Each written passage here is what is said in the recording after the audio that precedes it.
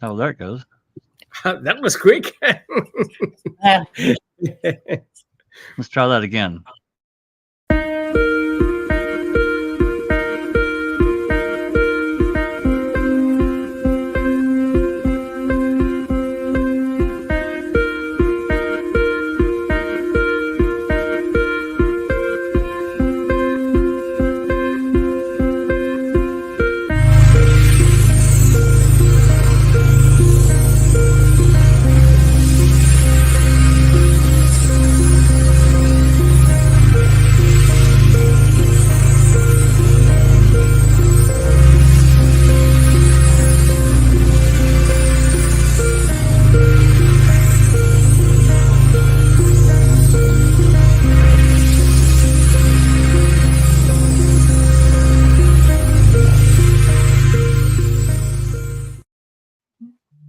Hello, everyone, and welcome to the Foul Play YouTube channel.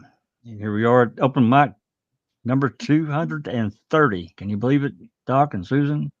Yeah, unbelievable. Wow. Great. I know, it's crazy. But here we are again. We're going to dive right back into the DCI reports where we left off last week. And, go through and see what we can see.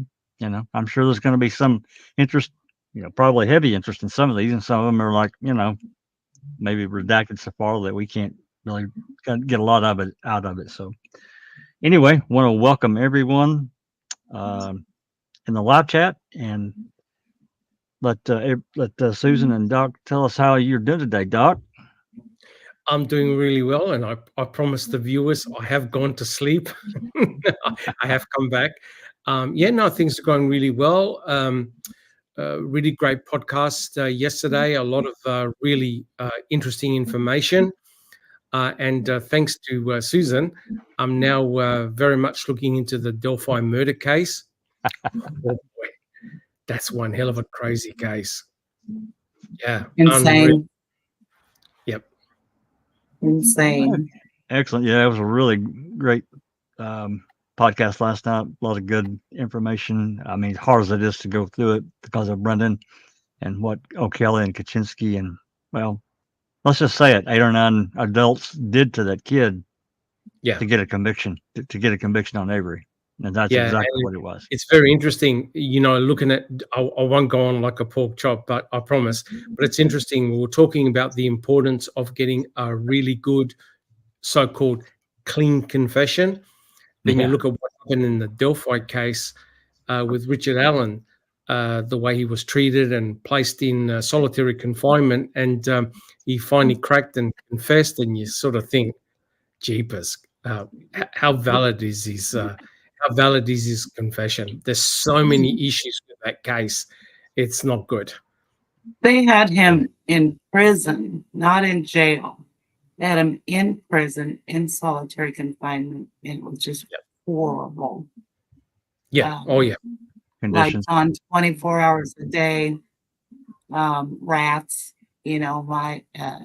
bugs, just horrible condition. And he was pre-trial. His trial's going on right now. Yeah, he correct. He was actually there for in solitary 22 months in 2 different prisons. Yeah, shocking. Shocking. Apparently they broke their own rules. The maximum you can spend in a place like that is 30 days. 30 days. Oh my God. And they kept him in there for 13 months? 22 months. Oh my God. 13 in Westville and the rest in Wabash. And that's 24/7 surveillance.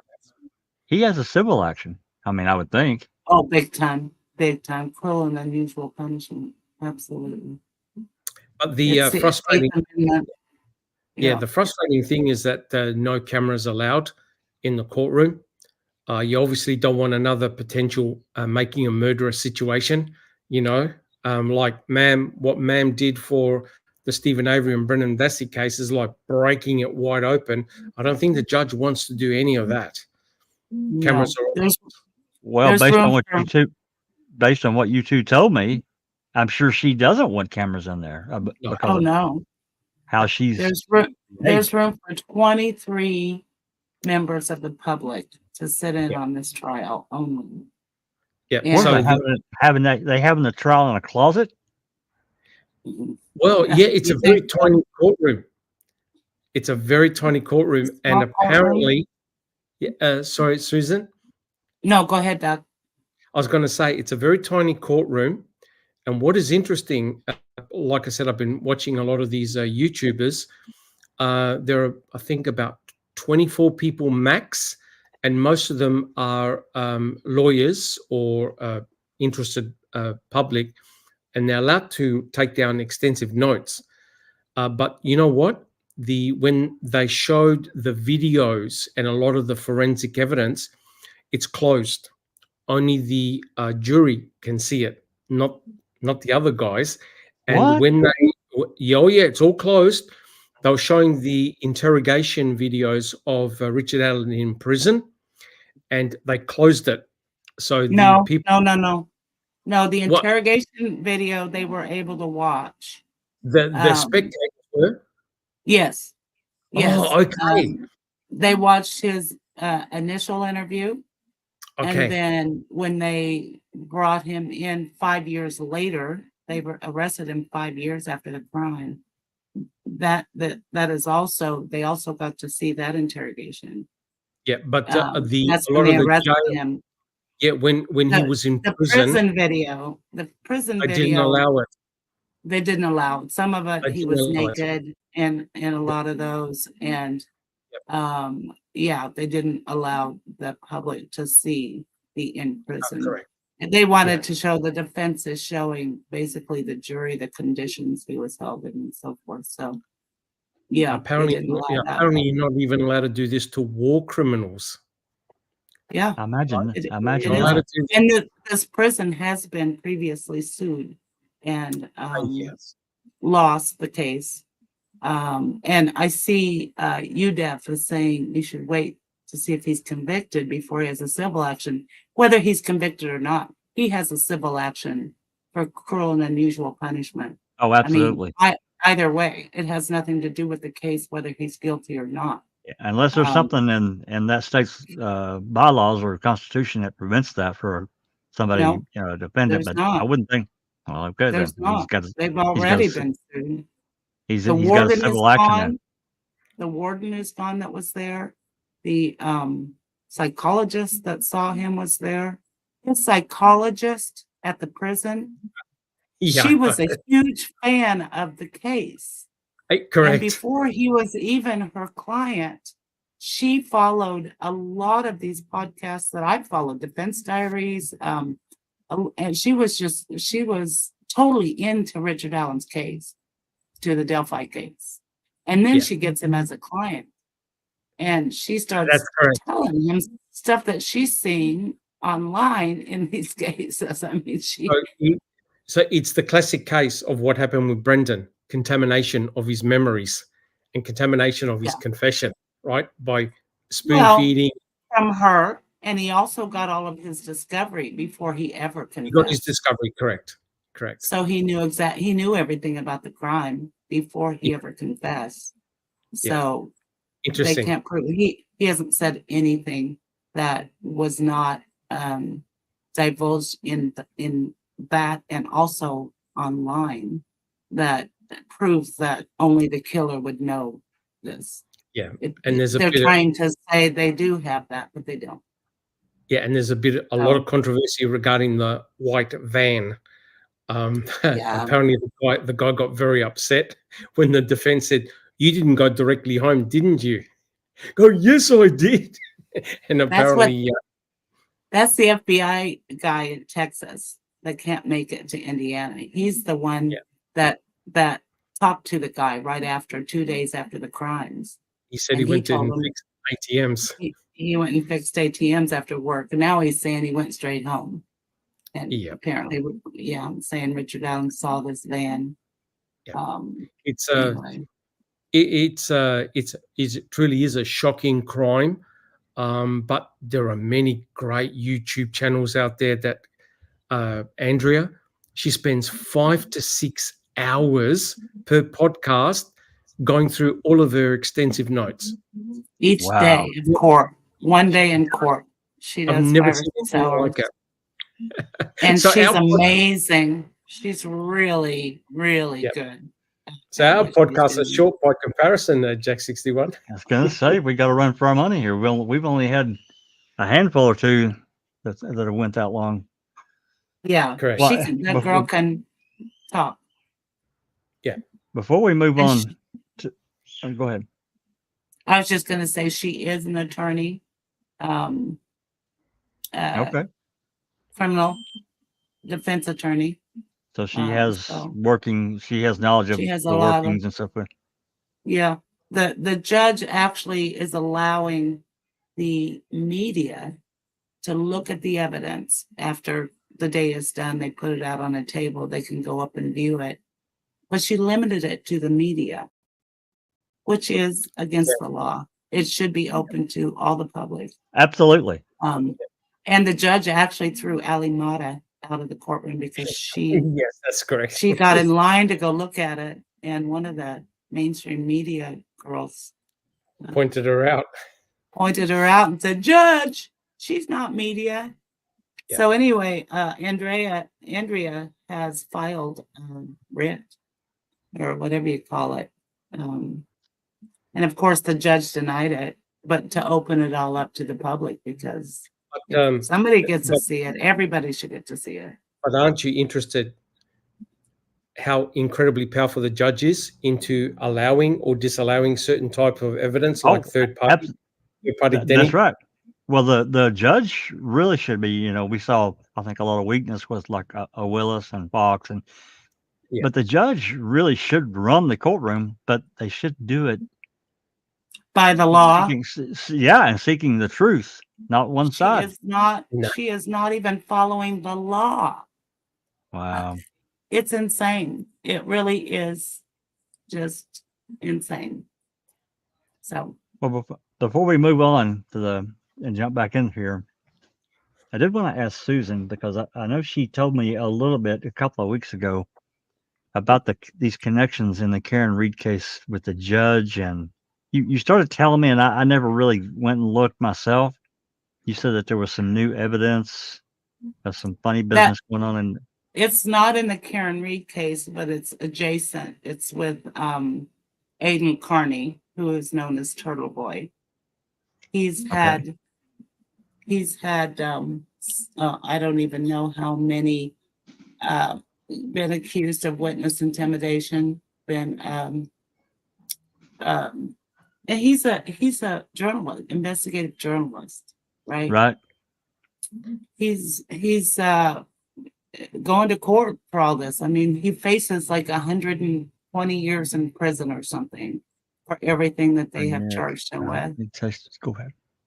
And his attorney has proven that one of the instances, an ex-girlfriend and another woman that used to work for him that hate his guts, got together with the special prosecutor and I think it's a law enforcement officer, trying to remember, and they all colluded together. They've got the phone records where they're all talking to go after him.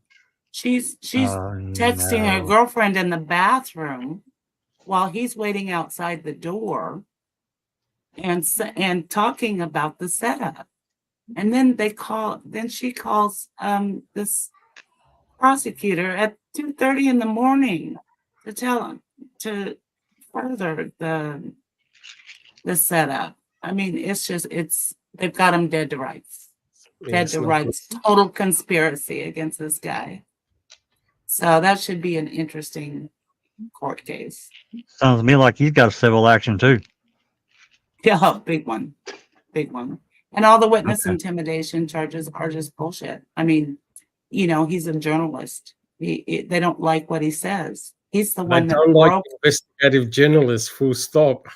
He's the one that broke the story and made it so big and made everybody aware of everything that's going on in that case. So yeah, they have. But he's going after other cases too. It's not just the Karen Reed case, because I Oh, for remember years. reading He's that. been around for years. Yeah. Yeah, And yeah, that's he what has pissed off a lot of people. Yeah. And he has seen this corruption that's going on in this area. There's the Sandra Birchmore case, which is right Oh next my door. Some of God. the same officers are involved in that case. She was murdered, but they wrote it off as a suicide. They knew damn well it was one of their officer buddies that killed her. And he's been now arrested, and he's in jail awaiting trial. But yeah, so it's all right there too. Some of the same investigators involved in both cases. And Wow. yeah, it's fascinating. Crazy. The Well, corruption is real. The corruption is It's real. It's like It's we've real. always said, that it's a lot of what goes on in a investigation and pretrial court and then trial is all dependent on who's in charge at the time. Yes. Yeah. And people have been saying, Judge Bev is on the Karen Reed case, Bev Canoni, and But it's not Gull her. is the one on the Richard Allen case, Delphi. And everybody's saying Judge Bev is like a walk through the park compared to Gull. And Judge Bev is just absolutely biased and horrible on that case. So Oh no, there's no doubt. There's absolutely Yeah. no doubt. yeah. Some crazy stuff going on in our courts Is here the right state now. gonna retry Karen Reed? Is that what's happening? They say they are. January 27th, I think, is for Jesus retrial date. Christ. And then, the whole debacle with the jury, it was a mistrial. Yep. And right afterwards, we find out that she was acquitted on 2 charges by the Yep. jury. Yep. And there were 3 altogether with some minor charges underneath them, but Right. she was acquitted for murder. And, they said all 12 of us, we agreed, she's not guilty of murder. We agreed.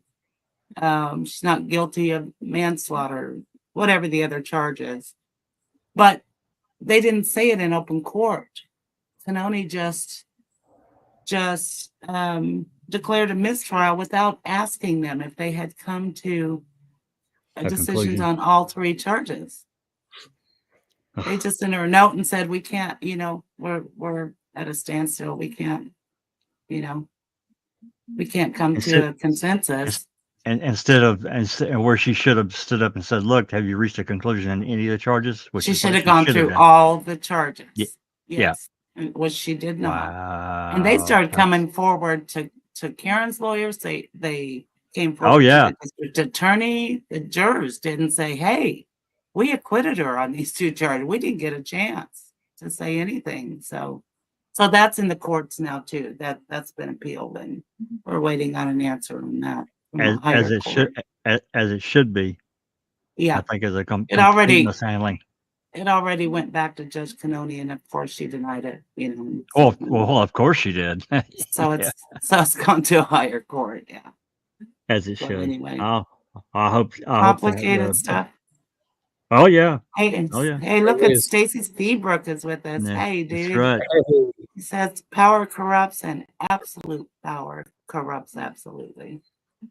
So No doubt. true. Thanks for dropping by, Stacy and Jazz and so many others that have joined us. Okay. Well, if you guys got nothing else, let's jump back in and see what we got going on here. Now, this is where we left off.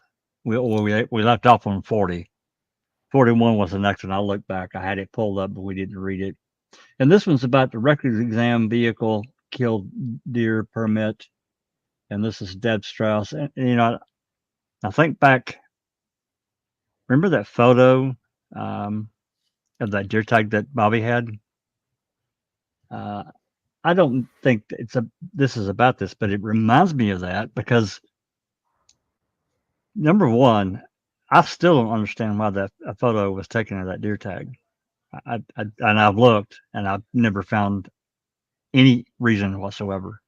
I don't think, if you guys have thought about it any further, or maybe it's a non-starter. But I'm not saying people out there in the world don't do that. I don't know. It's just odd to me. It's just an oddity. Anyway, this is November 8th. Strauss and Kapatny spoke with Jen. What is that name? Gray Creek. They're a mobile 310.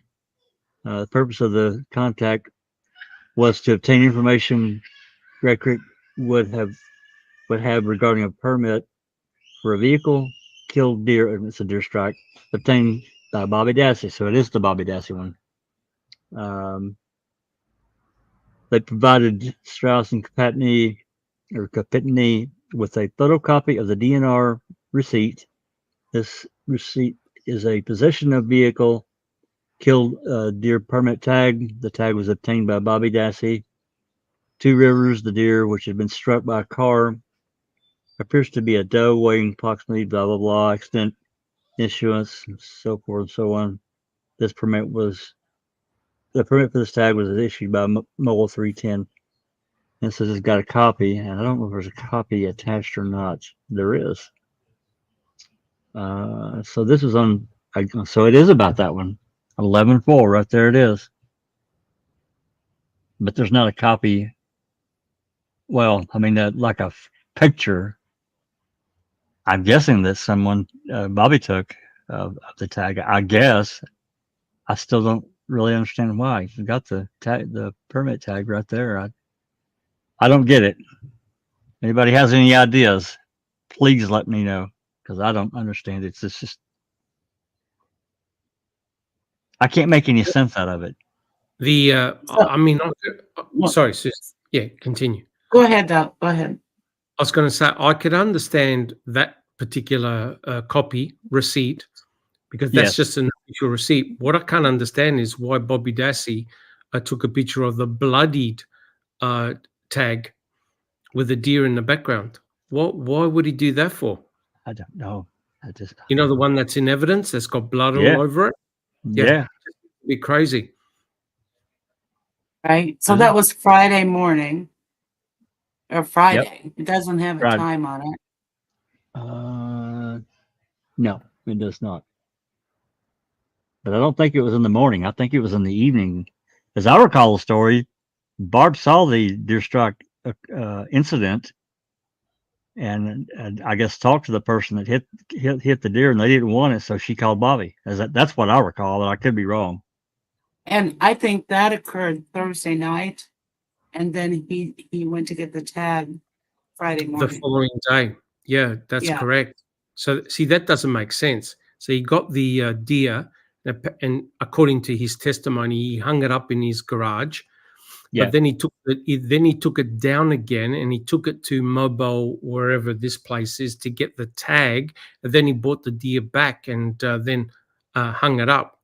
But I think they do that. I think they do that to let the blood, make sure that the blood flows out of the body, so it doesn't affect the meat. Destroy the meat. It doesn't destroy the meat. But isn't the law that you have to gut the deer when you pick it up at where you find it? You gut it, but you don't. You need to hang it to get the blood. Yeah. Yes. Yeah. I would imagine he probably did gut the deer right there on the side of the road. I'm guessing, but yeah, Eddie brought a deer home 2 days ago. He shot it up, and so he gutted it out there, but then he hung it. Yeah, and then also, processed it. But we also know through other records and incident reports that we've got that there were actually 2 deer strikes on the night of the 3rd, which again here is not unusual at all. It's just not. It's pretty common occurrence. So I mean, this incident itself it's not striking. It's the photo, the actual photo that Doc just talked about. I just don't understand that, the bloody photo. Anyway, as Danny Brewer fan says, they also processed it, butchered it, and it was just basically the carcass hanging there. Yeah. Yeah. Field dressed it. Yeah. I mean, after in the garage, when they got it home. Right. Right. Well, anyway, if anybody has any broad ideas about why this photo was taken, please let us know. Anyway, let's move on. 42. This is another redacted one. I don't know if we've got the original or not.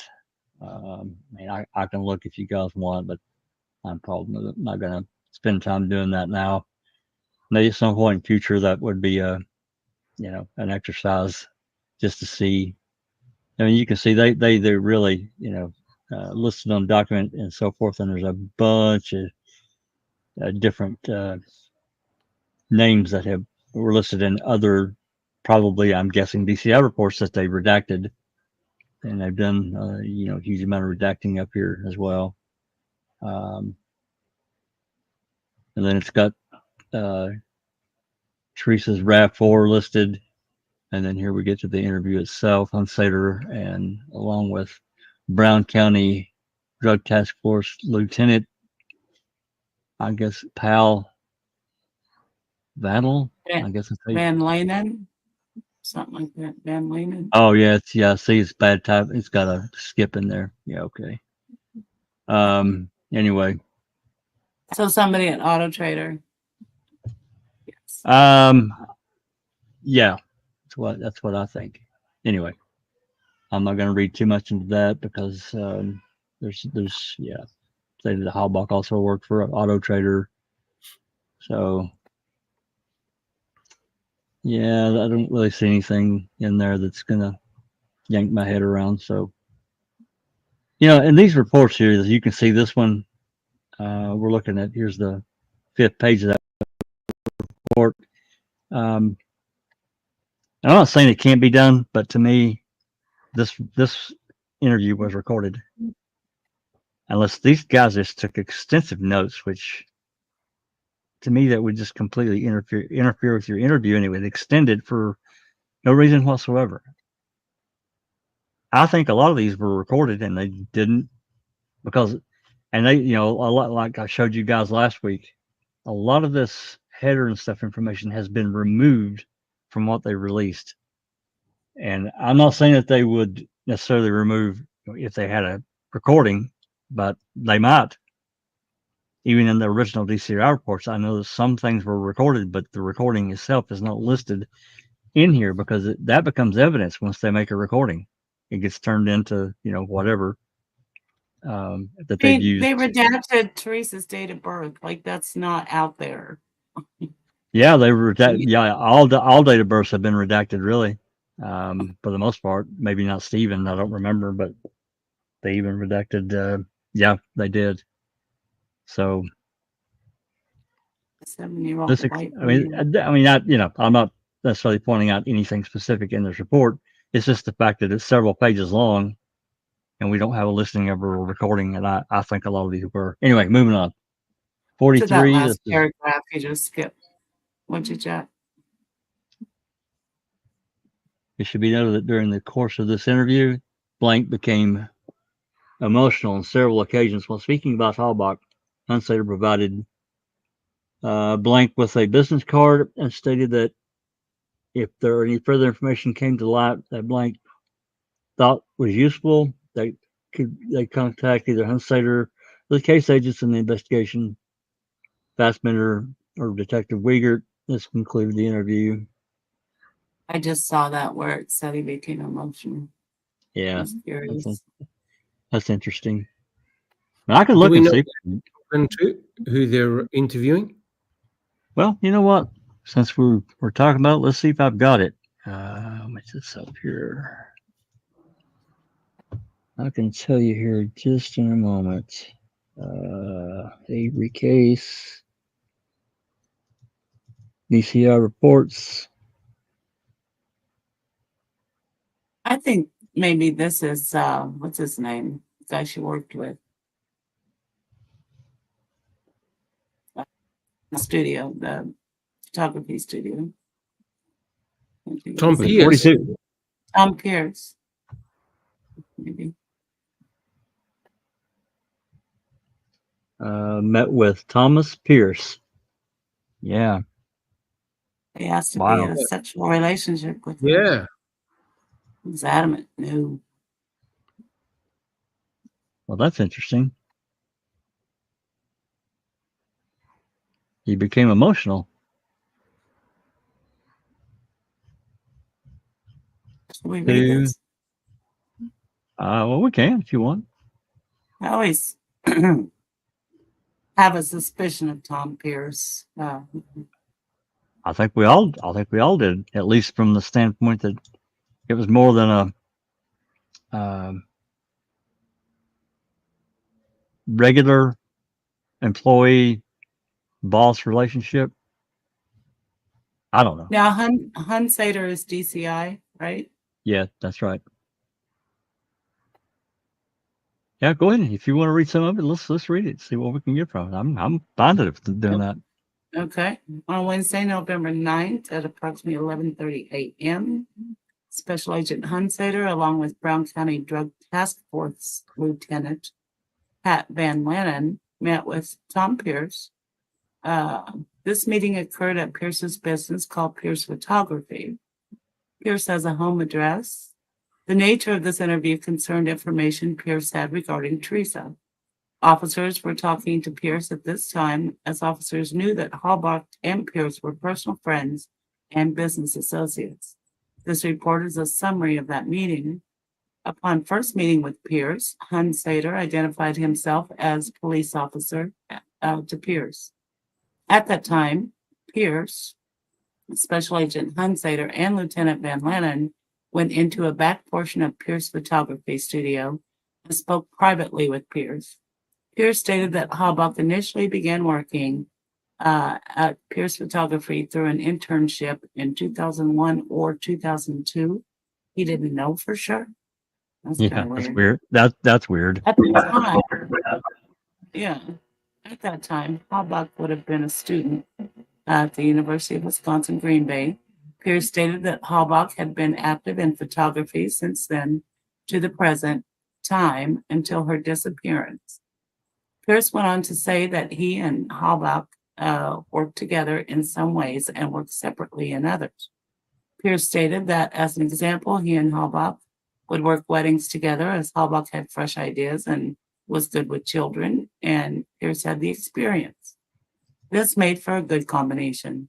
Pierce also stated that although Halbach used Pierce's studio area, Halbach had a good portion of her own clients and her own business. Pierce was very emphatic in stating that these were separate businesses and stated that, as an example of the separateness, both Halbach and Pierce maintained strictly separate financial records regarding their business activities. Pierce stated that Halbach used to be employed by the Picture People in Bay Park Square in Ashwaubenon, but has been out of that business for approximately 2 to 3 years now. Pierce stated that after Halbach left the Picture People, she began spending more of her working time at Pierce Photography. Pierce stated that Halbach also worked for the Auto Trader. Pierce stated that he had originally met Halbach through a UWGB co-op program. Pierce stated that at that time, Halbach maintained an apartment on Monroe Avenue in downtown Green Bay. Pierce stated that Halbach now resides in Hilbert at her own residence and that her parents own that location. Pierce stated that he had never been to either location. Pierce stated that Halbach had a cell phone and that when she was at the studio, she frequently would leave the cell phone out on the counter. That's odd. Pierce stated that if he and Halbach were out somewhere, the cell phone was always in Halbach's purse, never hanging on her person. Pierce stated that Halbach was very responsible and very business savvy for her age. He described Halbach as being very mature. Pierce stated that on Thursday, November 3rd, when he attempted contact with Halbach on her cell phone and found out that the voicemail prompt stated that Halbach's voicemail box was full, Pierce said that he found this to be strange because Halbach was always prompt with her messages. Pierce stated that at that time, he called Halbach's mother and inquired about Teresa. According to Pierce, I want to know why Pierce didn't wonder why Teresa wasn't there on Tuesday because she had an appointment that he ended Yeah. up taking care of. That's right. And he doesn't mention it here at all. Hey, Sunshine. According to Pierce, how about Sunshine? Hi, y'all. Christina. Hey, Sunshine. Yo. Shalom. I'm going to mute and listen. Okay. Okay, we're just reading about Tom Pierce. According to Pierce, Halbach's mother hadn't seen Teresa either. Pierce stated that it was not uncommon for Teresa to be gone for 2 to 3 days at a time, either out with friends or on business. But that people usually knew where she was and what she was doing during those absent times. Pierce gave the impression, though, that this time was different and strange because many people close to Teresa, to include Pierce and Teresa's mother, hadn't seen or heard from Teresa for a period of several days. Pierce stated that later that day he heard a missing persons report. Did you have something, Doc? Well, I just want to say one of the disadvantages for us is the fact that Teresa had changed carriers, or the carriers had gotten bought out, and the prosecution only obtained like a couple of months worth of her cell phone records. Oh, her going to Singular, you mean? Switching? Yeah. She So was with Verizon. She did that on purpose. well, it just for us to try and get an understanding of how she, like a typical day, you can tell a lot about a person from their phone records, and we really were able to really flesh out her routine. And I, was that just them not worrying about it? Was it intentional? Who knows? But I know that it would have been helpful to have like 6 months of phone records to really get a pattern, because they speak like, it was nothing for her to not come home for a couple of days. But yet we know, that she was active in her sister's volleyball, on her, helping coach her sister's volleyball and all these things. And we really just don't have a way to get an idea of who she was. I think they were really only concerned with the last, 30 days at tops. And what's interesting to me is that we've never seen a complete final bill for the last 2 months. That would tell us a lot. And because, she purchased, I think it cost her $5 a month, but it expanded her texting capability to, I think it's 500 messages, because without that, back then, I think they charged like a dime per message, something like that. It was pretty very stupid. expensive. Yeah, it's pretty stupid. Yeah, it got expensive quick.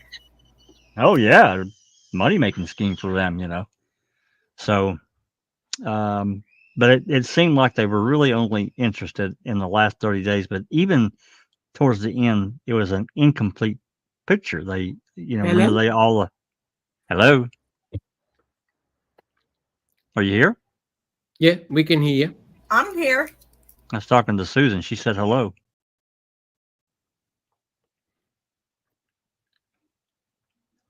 You may be having connection issues. Yeah, it could be. But anyway, yeah, they you only hear seem me? to be interested. Mm-hmm. And now, Okay. hello, are you here? Yeah, my internet was. Do you hear me? Oh, Hello? yeah. Yes. Yeah. Hear you loud and clear. Okay. I'm gonna mute because Tank's whining, and just talk when I have something to add. You know what I mean? I'll unmute when until I can get him to hush. No problem.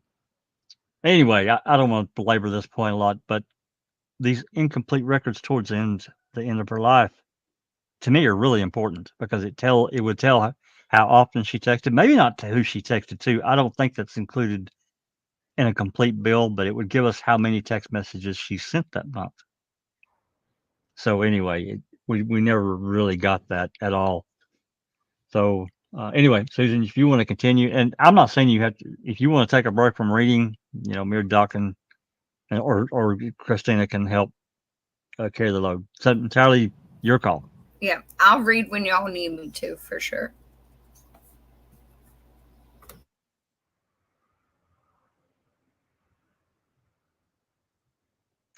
Are you here, Susan? I think she's having a connection problem again. Yeah, she is. Yeah, she just jumped out or Yeah. got knocked out. Okay. Doc, you want to read for a bit? You feel like reading a little Yes, bit? I can. I've got to leave, unfortunately, in about 10 minutes, but That's I'll come fine. back. Okay. On the top, according to Pierce, that one from there? Yeah. Yep. According to Pierce, Horbach's mother hadn't seen Teresa either. Pierce stated that it was not uncommon for Teresa to be gone for 2 to 3 days at a time, either out with friends or on business, but that people usually knew where she was and what she was doing during those absent times. Pierce gave the impression, though, that this time was different and strange because many people close to Teresa, to include Pierce and Teresa's mother, hadn't seen or heard from Teresa for a period of several days. Pierce stated that later that day, he heard a missing persons report via the media and again called Teresa's mother back. Pierce stated that at that time, Teresa's mother stated that she had called Teresa's friends and they did not know where Teresa was either. And at that time, according to Pierce, Teresa's mother contacted authorities to report Teresa missing. At that time, Now, hang on. That's really strange. He heard it through the media, yes, but what it sounds like is after he talked to her, that's when she called to report it. But yeah, that can't be right, unless he heard another just be the way missing it- person report. and it could just be the way they wrote it. I don't know. But Yeah. it doesn't really make Because sense. it's out of Yeah. sync. It's out of sync. Yeah. All right. Shall I continue? Yes, please. At that time, Special Agent Hudsader inquired of Pierce as to what would constitute a normal business day for Teresa on a day when she was coming in to Pierce Photography. Pierce stated that on a normal business day, Teresa would come in, check her orders, do the bookwork for her own business, put some of her orders together, and work her appointments. Pierce stated that Teresa would take a lot of work home with her. Pierce further stated that Teresa had a laptop computer that she kept much of her records on. Again, Pierce stated that Teresa was very organized, a very good record keeper, very mature, and very business savvy. Pierce also stressed that Teresa's daily schedule greatly varied according to what sort of appointments she had on that day. Pierce stated that in his mind, Teresa, being very people-orientated, had 3 families. Pierce would describe these families as 1, her immediate family, 2, her social friends, 3, her business group and client friends. With regard to the first group, her immediate family, Pierce stated that Teresa's mother was Karen. Her biological father was deceased. Her stepfather is Tom, last name unknown, but some relation to her biological father. Pierce stated that Teresa had a brother, Mike, who resided in Green Bay. Another brother whom Pierce could not remember his name, but stated he was possibly an attorney and possibly 1 or 2 sisters. Can I just make the comment? I tell you what, as a business partner, he knows a bloody hell of a lot about Teresa and her families. Oh yeah. He sure does. A hell of a lot more than what Kratz let out. And again, such detail. To me, this is a recorded interview. That's just me. I'm not saying, maybe I'm looking at it from my standpoint of view of how, talking to someone and getting a story. Yep. I don't But know. It's also DCI. You know they're going to record it.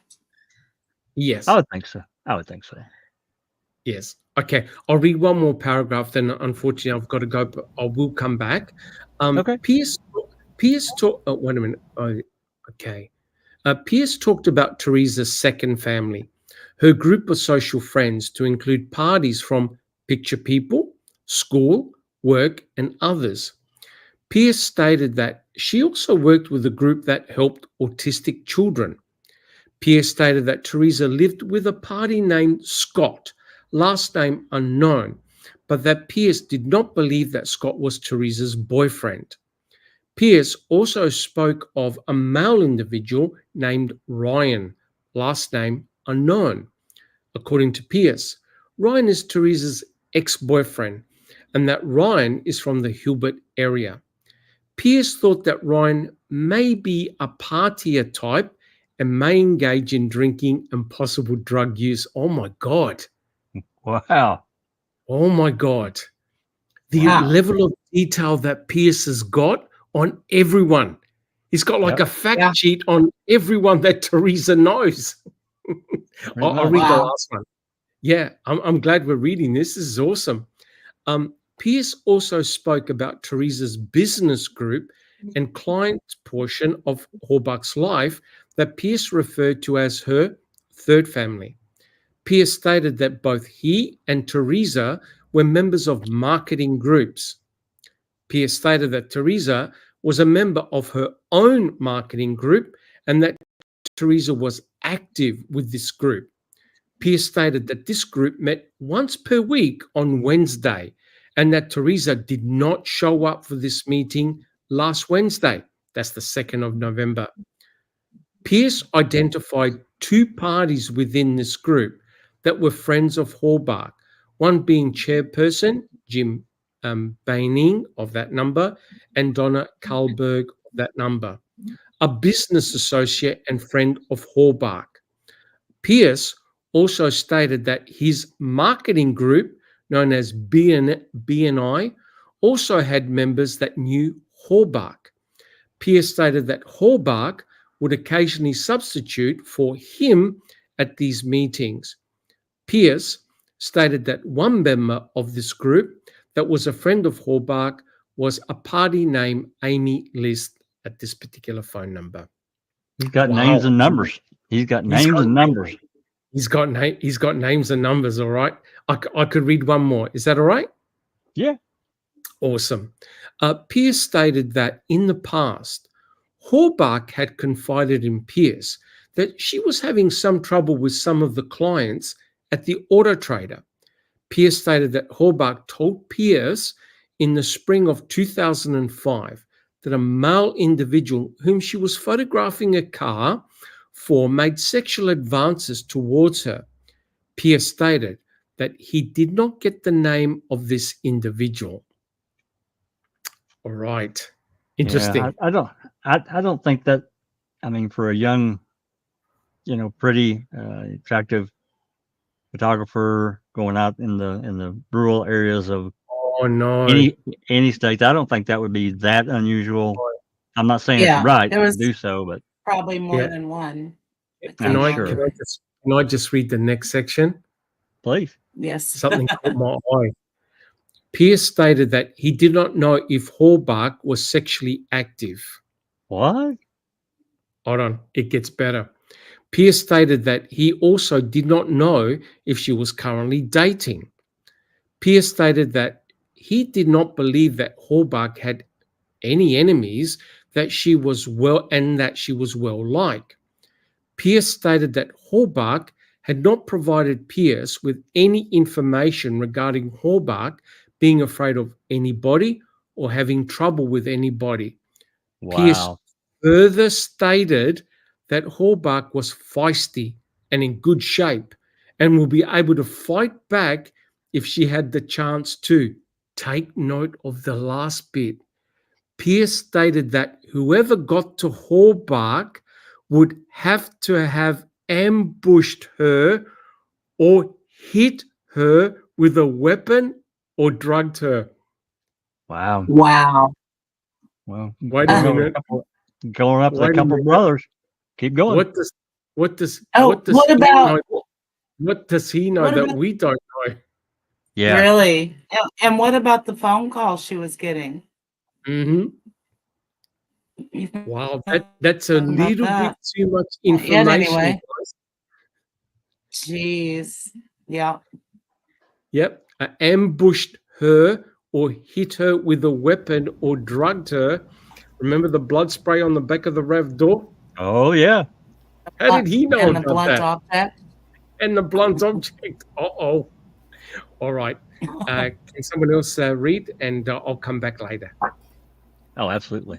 Susan, you want to read a little bit more? Or you want to Sure. pass? I'll read a little bit. Okay. Hunsader inquired of Pierce if he knew whether or not Teresa carried large amounts of U.S. currency on her person. Pierce again stated that he did not know much about Halbach's finances, as she and he kept their financial matters separate. Pierce stated that he knew Halbach to be somewhat frugal. Hunsader got the impression from talking with Pierce that Halbach was not the type of person to walk around with large amounts of U.S. currency on her person and flaunt his cash in public. During this interview, Pierce stated that he knew a lot about what Halbach kept in her vehicle. Pierce stated that the SUV driven by Halbach was Halbach's only vehicle. He knew a lot about what she had in her car. That's a little odd. Yep. Hunsader inquired of Pierce if he knew Halbach's schedule on October 31st. Pierce stated that no, he did not know her schedule as the business was closed and she was not in that day. Hunsader inquired of Pierce as to when the last time he spoke. Well, that's interesting. He was off that day. Yep. Uh-huh. Hunsader inquired of Pierce as to when the last time he spoke face-to-face with Teresa. Pierce stated that he had spoken face-to-face with Teresa on Saturday, October 29. Pierce stated that this was merely a conversation about work. Pierce stated that Halbach was stating that she was planning on going out on Halloween. Hunsader inquired of Pierce if Halbach seemed depressed or despondent for any reason. Pierce replied no. Pierce stated that Halbach liked to travel, but never expressed any interest or displayed any signs of leaving or escaping. Pierce stated that Halbach would not neglect her work or her clients in this manner. Pierce stated that Halbach had friends in the Milwaukee and Chicago area, but Pierce did not know any of these parties' names. Pierce stated that he and Halbach shared an appointment book at the studio. Pierce stated that he had not seen Halbach on Monday or on Sunday. What about Tuesday, Pierce? Mm-hmm. Pierce denied knowing the Averys. Pierce stated that he was not related to the Averys. Pierce stated that he had never been on the Avery property. Pierce stated that he did do occasional weddings and photo shoots in the Mishicot area, but had no other ties to that area. Pierce stated that Halbach never expressed any fear or concern to him about having to go to the Avery property. Pierce stated that his secretary, Ariel Cook, also knew Halbach and could be available for interviews with officers during business hours at Pierce Photography or could be contacted at her cell phone number. Hunsader inquired of Pierce as to what he was doing on Sunday, October 30th. Pierce stated that he had taken the fish out of his pond from behind his residence and put them in his basement. Pierce stated that he lives in the Howard area. Pierce stated that on Monday, the 31st, Pierce finished taking out the fish and cleaning up the pond and then came to the studio and checked the mail. Hunsader inquired of Pierce if he had a sexual relationship with Halbach. Pierce vehemently denied any sexual relationship with Halbach. Wow. Why are you so vehement, Pierce? Yeah. Absolutely not. You're Hunsader inquired of Pierce if he could see Halbach's client list. Pierce checked some records for some of her clients, but stated the majority of her client list would be accessible through her laptop. Pierce thought that the laptop computer would contain her present client list as well as her past client list and her mailing list as well. This concluded information received from Pierce during the course of this interview. Pierce became emotional on several occasions while speaking about Halbach. Yeah, that's interesting. Yeah. I just always felt like that there was I don't want to sound scuzzy saying this, but a old man crush on a young, attractive woman. So this was on, what was the date of this interview? Was it the 9th? I think it was the 9th. It was too. That's all. One more page. Yep, November 9th, 11:30 a.m. So they hadn't arrested Stephen yet. Hadn't Not officially. quite. They hadn't That officially day, declared Teresa deceased yet. So at this point, according to the state's timeline of events, Teresa had not been confirmed deceased, right? And was still missing, and no one had said there were bones found in Stephen's burn pit, or had they? Oh They yeah, by the probably 9th had. they had. Yeah, by the 9th Yeah. they had. Yeah, that was the Plus, they 8th. found her car. Yeah. They had the car, and then the bones were the day before. Okay. And the key. Oh yeah. And the lot. Did And the lot. they put all of that out on the news right away? I feel like they did. A lot of it was Probably. a lot of it was in the newspaper. Yep. Yeah. I don't remember exactly when I think it was the evening of the 8th or sometime on the 9th when they revealed about the bones being found in the burn pit. I think they said teeth when it was actually, tooth fragments. Well, actually, it wasn't even that, because they're not even confirmed human. It is, I believe, it's consistent with, and it's fragmented teeth. But Yeah. Simile wouldn't say that this is 100% Roots. Teresa's yeah, tooth. It's only the roots, partial roots. that's right. It's not even teeth. No It's crowns. Yeah. No. Or it's, and truthfully, I don't think they're human personally. We don't have human DNA. It's these things that they were claiming to be root fragments and teeth fragments are so minute. And we know that they burnt deer heads and just things of that nature. There's just no telling what they were saying it was. And what it actually was, not what they were saying it was, because they never, if they truly had her teeth, they would have said, we have her teeth, right? Yeah, right. Yeah, that never Because happened. sold the story. So instead, they use this convoluted method of somehow coming up with root and crown material consistent with human teeth that could possibly match the dental x-rays of Teresa taken Circumstantial. 5 years. Yeah, taken 5 years prior. Glued together. Glued together. Do you see what? Like this case is glued together from a bunch of just bizarre rando stuff. Yeah. So Why does Okay. it say Deb Strauss on there? Was she there?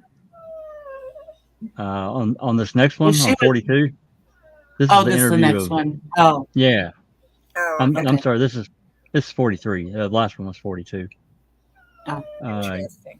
But I wanted to pull it up to again. You point out let me zoom this back a little bit so you can see the stark difference. Let me go one more.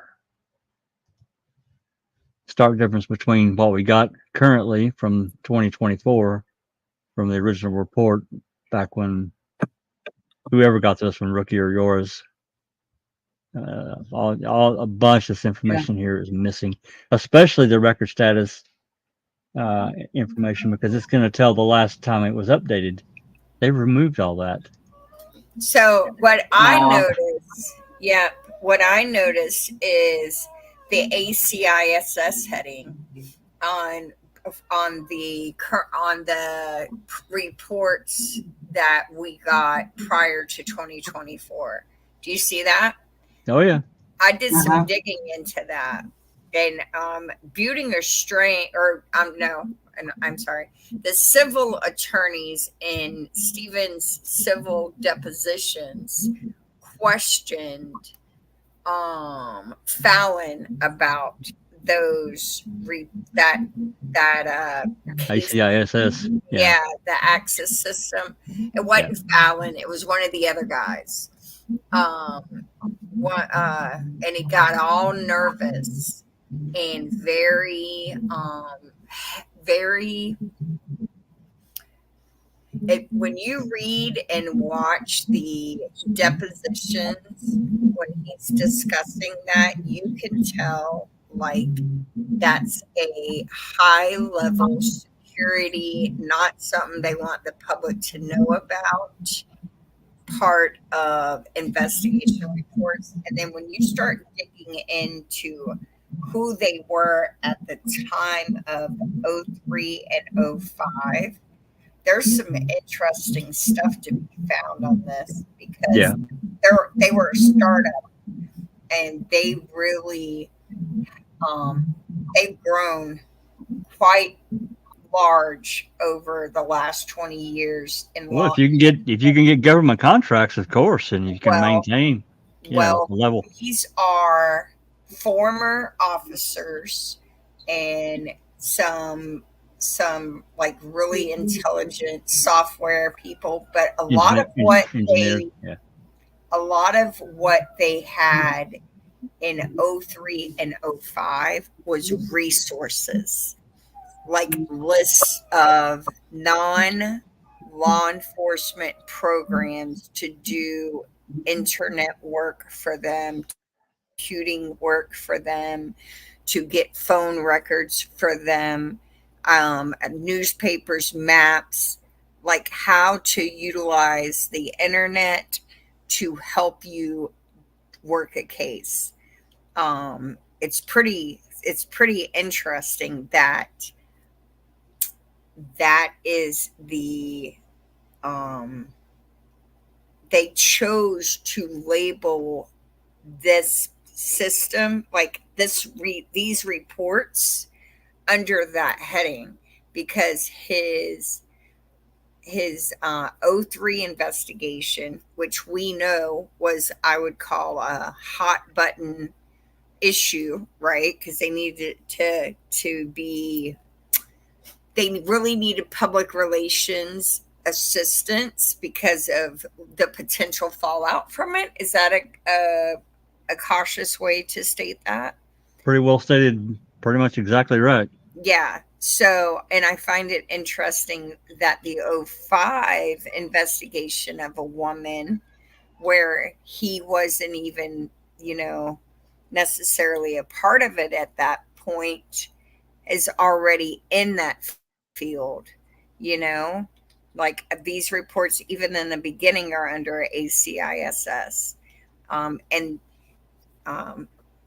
I don't know when this report is open, but I also find it interesting. Let me see if it's listed on here. 11/9 is when this one was opened. All right. And okay, so this Carolyn Kelly, And then what's the date? If you look, it's going to have, look, Kelly Carolyn reporting. Look at the date on the bottom, 2016.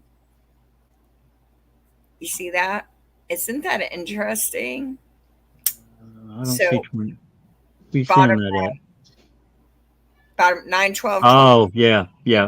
So they're still going in and making adjustments because that's what that means. Well, it says here last update data 11/17/2005. Uh-huh. But this date over here, why would it be? I don't understand that. So this Yep. is Yep. reporting law enforcement officer and Deb Strauss and And this Department. Carolyn Kelly, Yeah. when back in 03 and 05, she was in the arson. That Yeah. was like her gig. And like that 2016 date, and then we have some that have like 2010. If this is a closed case, then it should not be accessed. If you're adding to this, you should not be touching this report. You should be making a new one.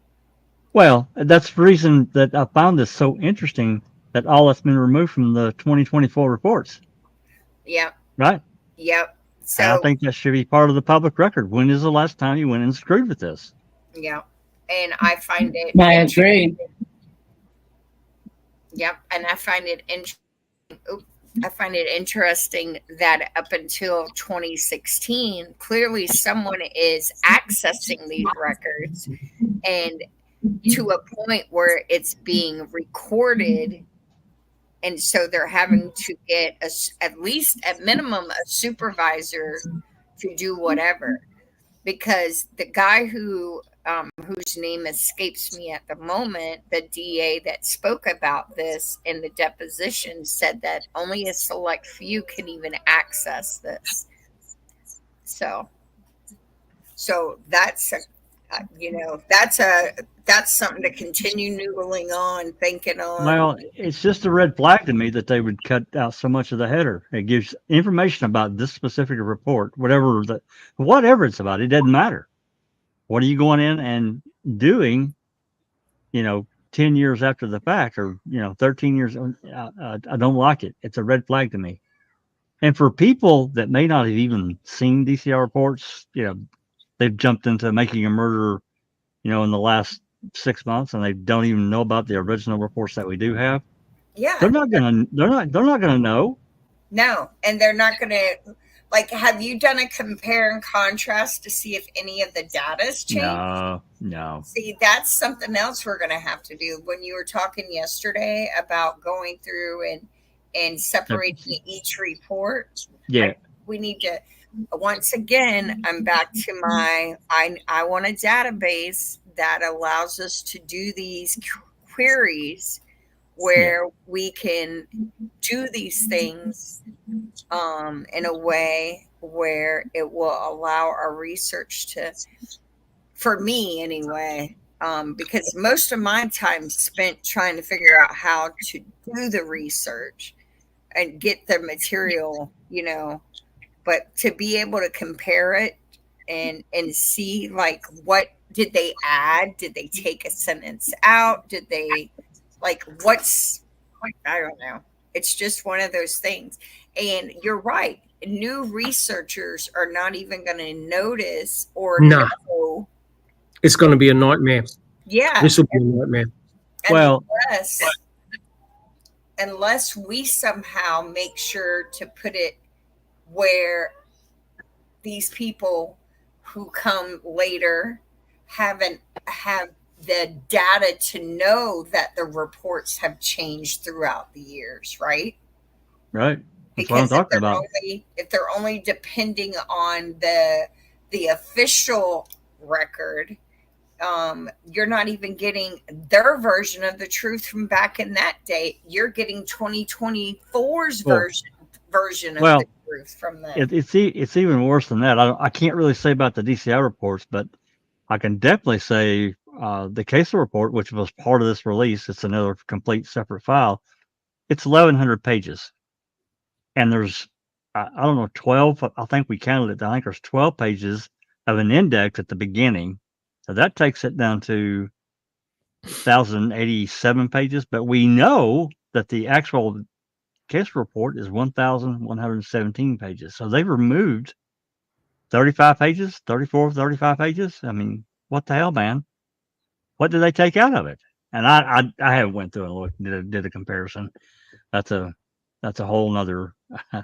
That's going to take some time to do. I think what will be valuable is to do a side-by-side comparison between the unredacted, the original material, compared to this, and find out what are the new DCI reports, the ones that we don't have. If I was a researcher researching this case, I would personally avoid any of this new material that's been redacted, because as Sunshine Christina said, you don't know what's been modified, what's been snipped out, what's been removed. So I think from a research point of view, it'll be interesting to see which DCI reports we don't have, which are new. Like, the diagrams, some of the diagrams that we never had access to before, and photographs. I think that's important that we develop a database of the new material. Oh, absolutely. Yeah, and maybe even have like then versus now, like be able to separate it. So hold on a second, because you just said there's how many pages missing, Jax? On the CASO report that they released, I think 34, 35, it's something like that. I don't remember exactly. Okay, I see what you're saying. And this DCI report, so that's separate. I thought you were saying it was this. No, so CASO investigative report. And we know there's definitely material in this dump. That's what I'm calling it, right? It's like a discovery dump. Yeah. And this dump DOJ has provided. There is material in here that we ourselves have not seen. Yes. We don't know if anyone else has. Well, they've had this information for years, and I know I personally requested all the DCI reports, and got laughed at. I got Rookie blew off. Yeah. Yeah, Rookie and yours were able to get, because of they reworded the way they asked for these DCI reports that we got several years ago, and said they wanted agency copies. But again, even with that, and I'm very grateful for what they did and the horse shit they put up with. But even with that, many of those reports that we did get, the header pages are not included. That's right. And that's really important to have that header page, because it's supposed to tell, as Sunshine, we just went through this top page here on this Barb interview on November 9th. It's supposed to detail who it is, when it happened, who the officers were, and so on and so forth. But it also is supposed to include any recordings, photos. That's a separate entry on each DCI report. Yeah. And I'm telling you, I know that there are recordings that are not listed in the DCI reports. They I know recorded every single interview. Strauss recorded. They can say they didn't all they want, because they're allowed to do that. But because they're allowed to lie, we're not. But I am confident they recorded every single interview, and I'll tell you why. Because when Deb Strauss did her reinvestigation into Manitowoc's case with Penny Bernstein and Stephen Avery, her and Amy Lehman. Yeah, they recorded all of them, and the only reason I know that is because there's an addendum like 3 weeks after. She only kept them for 3 weeks, where she destroyed her recordings and her notes. There's a note in the file. Yep, so I remember that. It's that is a it is probably one of their standard operating procedures is to record it. That shouldn't be allowed. That's evidence. You've got somebody on tape versus your stupid. Again, I'm grateful for reports, but I'm not a fan of the Trust Me Bureau reports. I'm not, because we've caught them out so many times lying.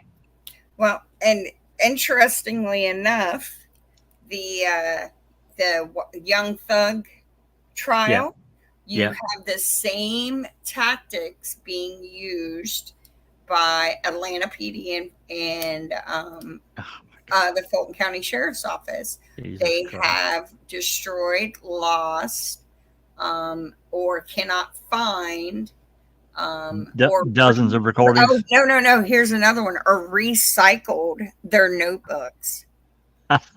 Yeah. That's a good one. That's a good one, isn't it? Yeah. Well, looking at this one, go ahead. Well, how about this one in the Delphi case? They lost all the initial interviews they did with some very key witnesses, very interesting characters that appear to have been involved in the case, in the killing. Oh, of course they did. They taped over all these interviews, like months worth.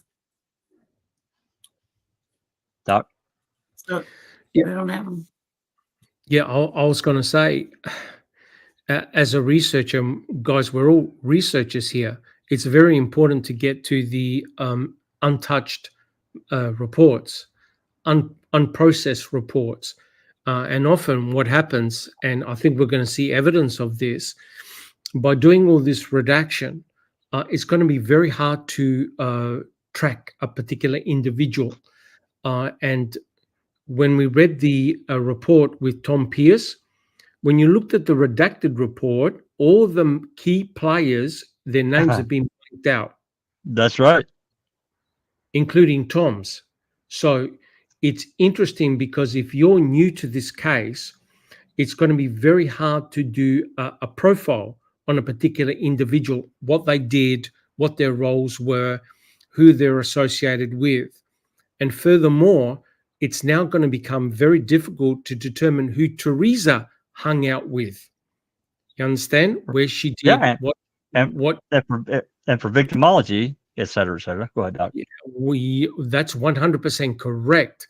So I feel a certain fear that for the new researchers coming onto this case, it's going to be infinitely harder. And I hope there's not going to be repercussions for groups like us who have got a lot of the original unredacted material. You get my hint? Sure.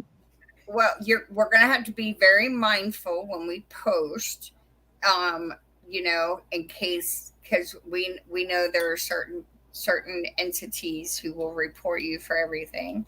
But but what's interesting is this stuff is public information.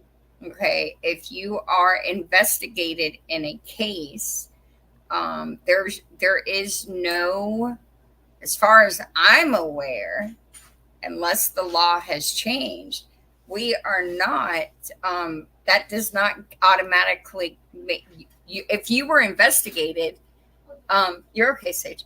If you were investigated, or if you were part of an investigation, then that you have a right to be named in it. You know, they blot out like your social, your phone number, your date of birth. Okay. My granddaughter. But your name is part of the investigation. The news reports it. Exactly. So, yeah. I mean, since when does that stuff get redacted? If you're a victim of a crime, yes. But if you're a witness, then why wouldn't they've taken listed? They've taken one of the statutes and and applied it to this extreme limit. It's in that letter, 19.37 subsection A2. We did the balancing test, blah blah blah, more lawyer talk, blah blah blah. We're gonna strike it, redact it. that balancing test is always going to be in favor of the state. And there's no doubt in my mind, maybe I'm a little bit paranoid, but I have an awful feeling that they want to shut this case right down. Oh yeah, there's no doubt about it. And it's interesting with what Susan said about the Delphi case. I have a reason. I have a suspicion that's exactly what they want to do with that case. They want to shut it down. They don't want thousands and thousands of so-called computer detectives. So-called detectives, armchair detectives, looking at the forensic evidence, poring over it. They don't lawyers getting involved in the case. Lawyers, correct. Looking at it. And what is interesting is that a lot of these groups now, they bring in experts, right? As in people that work in a forensic lab, people that are a lawyer, people that are an attorney. They're now upping the game. They're all upping the game. And so you could see that they want to shut this down, right? Cases, controversial cases like this, they don't want thousands and thousands of YouTubers to discuss, take apart the case, talk about it, do podcasts like we do. They want to shut that down. How do you do it? You put a lid on the primary information. That's right. And this I'll tell you, Doc, something really interesting just happened in the Karen Reed case. Vanity Fair, the magazine, did an article on her, and the woman actually went and stayed with Karen at her house for like 3 days, and she did this very in-depth article. But one of the pieces of evidence in the case, and a very, very important one, was a Google search that Jennifer McCabe did at 2:27 a.m. That is what the Celebrate expert testified to. They got their own expert, the state, not really an expert, but this guy that says no, it's because she had opened that search window at 2:27, but she didn't actually make the search until the next morning. Well, so Vanity Fair hired a very, very qualified phone expert, and he concluded that yes, it was indeed made at 2:27 a.m. And of course, the defense team also had their expert that said, yeah, it was made at 2:27 a.m. That is so. Yeah, that's just an outside.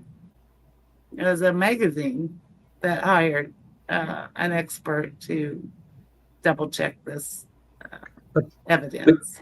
But you see, that's exactly why the courts want to put barriers to this. Yeah. Well, and another part about this is that if you read, and actually I'll put it in the description. If you read the open records guidelines written by the AG for Wisconsin, what they're doing goes completely against the spirit of the open records request law in Wisconsin. Now, other states, I can't say that, but I suspect it probably would as well. Because open records are, if you look at any public record, you have the right to have a copy of that because tax dollars have paid for it. However, they go along and they use these exemptions that they've written in, and some of them are for good reason. I don't disagree. But what they've done with this is they put it on steroids in this 2024 release. It's ridiculous. It is. But looking at this one, this is the 2024. Let's see. Yeah, that was the 2024 version. This is the original we got whenever we got it a few years ago. So I don't really see. I see a little bit different font, but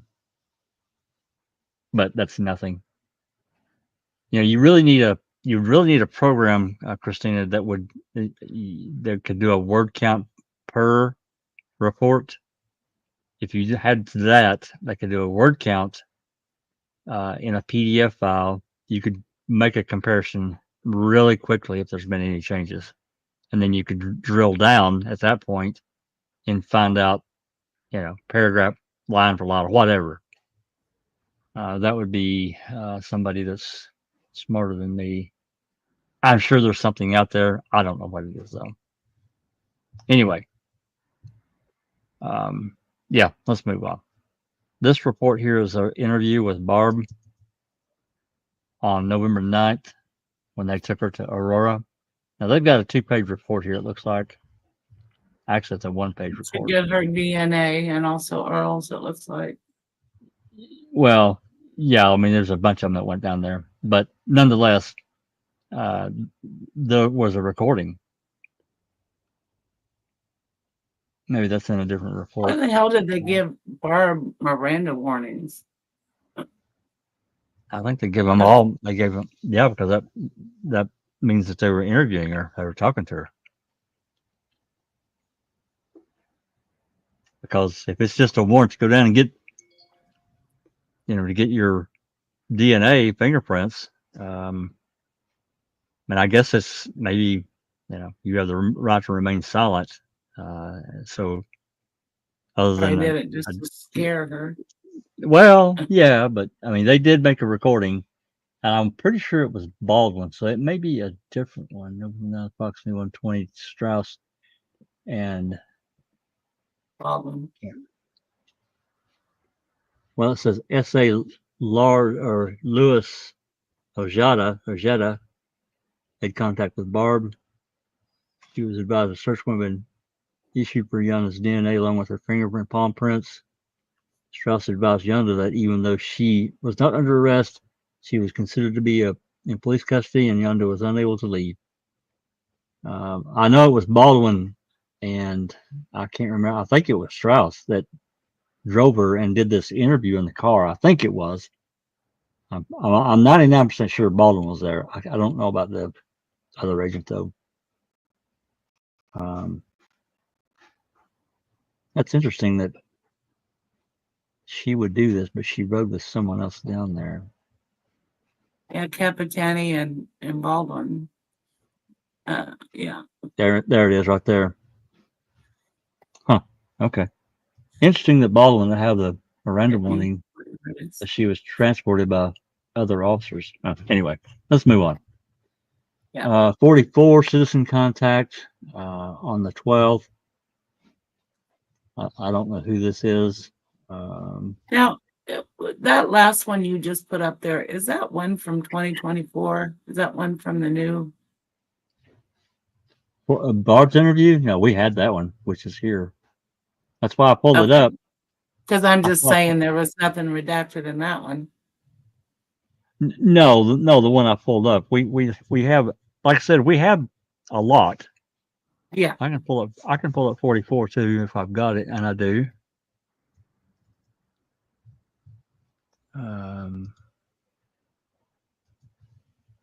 And that person, let's see, let me roll back here.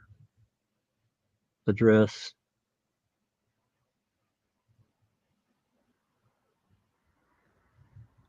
See if we can derive some names here.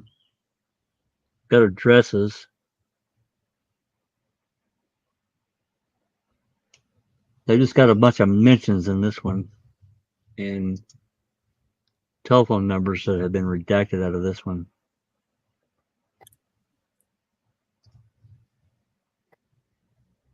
They've even changed the well, I've got it over here, relationship number called. Okay. They reversed it and redacted the number.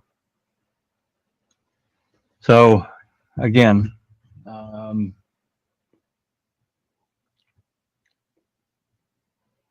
assisting with the this. Okay, this is Hunsader talking about him getting involved in the case on the 5th. Advised by Calumet County Sheriff's Department, Mark Wiegert On that Xander island. Road. Yeah. Interesting that sign. this is one after. This is on the 5th. I guess it's probably by report date. Let's go back up here and see if it's even got it. Yeah, see, he's got this on the 12th, but in reality, the occurrence date was on the 5th because that's what he's talking about. I hate it when they do that. Oh. Anyway, let's move on. I'm not going to read through all that.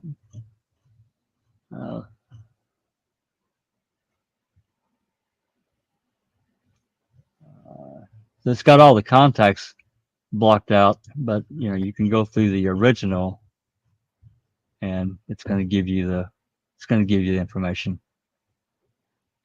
Yeah, see, it's got the names in here of the contacts that he made. Those have all been blocked out. Yeah. Moving on. 45. This is a search warrant for Dolores Avery. I'm sure this is where they went and got her and took her down to Aurora. I got that recording a couple of years ago. She wouldn't really talk to him at all. Good for her. Good for her. That's exactly right. She's not going to say shit to them. Let's go back up here. Sorry. See, this one actually's got property, audio cassette tape of conversation with Dolores Avery on 11/9. So they actually included it on this one.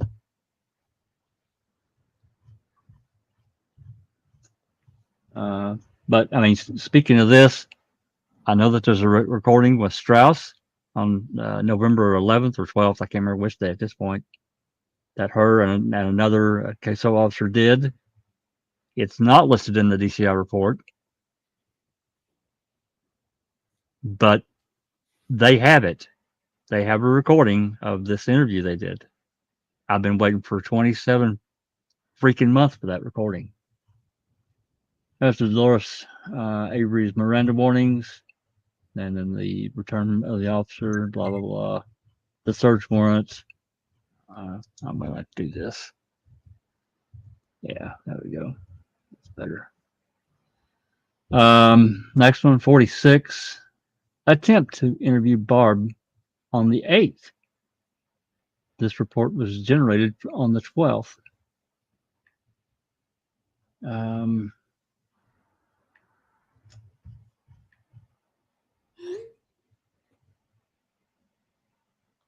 So Strauss and Kapetny spoke with Barb Yonda, and I think they, without pulling it up, this occurrence occurred at her placement employment where she worked at Two Rivers. So they've already talked to her the day before they did the search warrants for the DNA. Of course, I think we've got this one. I'm almost positive. 47 vehicle searches on the 11th. Was that 47? In case we want to pull it up. And this one actually doesn't have the VIN number blocked out. I think these are all belong to the Averys. Yeah, the Talon, the Neon. Yeah, that's exactly what it is. So it's going to talk about those searches. 48 aerial surveillance. This is on the 6th and the 8th. And I'm going to tell you, it's got these listed, I think. Yeah, here we go. I've tried numerous times down here where it says property. I've tried numerous times to get these tapes or a copy of these tapes from the DCI. And this was another one that I'm waiting on from 2023. There's absolutely no reason that they cannot generate a copy of these tapes. I asked for them once before and I got blah, blah, blah. Now, what is this a tape of, Jax? I had to step away for a minute. The DOJ flew up in an airplane on the 6th and the 8th and took photographs, recordings. They even used a FLIR camera. Oh, that would be a great... Yeah. That would be amazing if we could have access to that. That's right. And I don't understand why Who did They they won't- fly with? The sixth might show the burn pit. Might. It might. That's exactly right. Especially if they use the FLIR camera. But they went up. It tells we can read some of this one actually. Yeah, I think this one's a good one. Yeah. Susan, you well, Christina, you want to can you read now or? I can read part of it. So start with on Saturday. Yep. On Saturday, November 5th, 2005, Special Agent Alan S. Hunsader was requested to assist with an investigation into the disappearance of Teresa Marie Halbach, female, white, date of birth. At that time, Special Agent Hunsader was directed to the Avery property, located in the vicinity of 12930 Avery Road, town of Two Rivers, Manitowoc County, Wisconsin. Upon speaking with investigators at that location, Hunsader was advised that based on circumstances discovered in the vicinity at that location, a search effort was underway to determine if Halbach was present at that location. What a weird way to word that. Special Agent Hunsader was further advised that a secondary location in the county of Marinette was also of interest as a possible location that Halbach may be at. And that's the hunting camp, right? That's the cabin. Yeah. That's Alan Avery's cabin. Okay. On Sunday, November 6th, 2005, between the approximate times of 7 p.m. and 10 p.m., Special Agent Hunsader and Special Agent Matthew D. Joy conducted surveillance of both the Manitowoc and Marinette locations. This surveillance was conducted from within an airplane flying over these locations. The Marinette location was identified by coordinates 45, 18, 88 north latitude, 88, 12, 775 west longitude, and the Manitowoc location was identified by coordinates 44, 15, 45 north latitude and 87, 41, 40 west longitude. While flying over these locations, Special Agent Hunsader observed as the below lying terrain of the aforementioned location was scanned utilizing an infrared camera, a device designed to measure differences in heat patterns. Hold on. I'm going to reread that sentence because it doesn't make sense to me. While flying over these locations, Hunsader observed, maybe as should be at, observed, or maybe as shouldn't be there at all. Why doesn't, is anyone else finding that a weird Yeah, sentence? I think he just worded it I think badly. it's a typo. Okay. Yeah. So basically, they're saying they were looking down while it was being scanned by an infrared camera, a device designed to measure differences in heat patterns. That's right. As a result of this scan, nothing of evidentiary value was located. This scan was videotaped, and this videotape, D7801-1, was retained as evidence by Special Agent Hunsader. On Tuesday, do you want me to keep going? Yes, please. Okay. On Tuesday, November 8th, 2005, Hunsader again conducted aerial surveillance over the location and surrounding locations in Manitowoc County. While over the vicinity, Hunsader again conducted visual surveillance as well as thermal and thermal and photographic imagery of that location. While in the vicinity of that location, Hunsader was directed by Special Agent. Standard time. Go ahead. I'm sorry. Oh, okay. No, you're fine.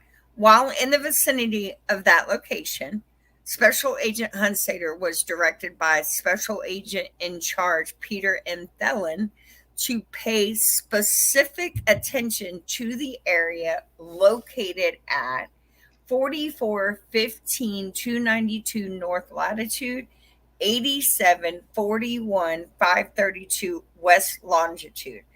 Based on the aforementioned, Special Agent Hunsader was subsequently directed into an area located near to the Avery residence and adjacent to the vehicle junkyard.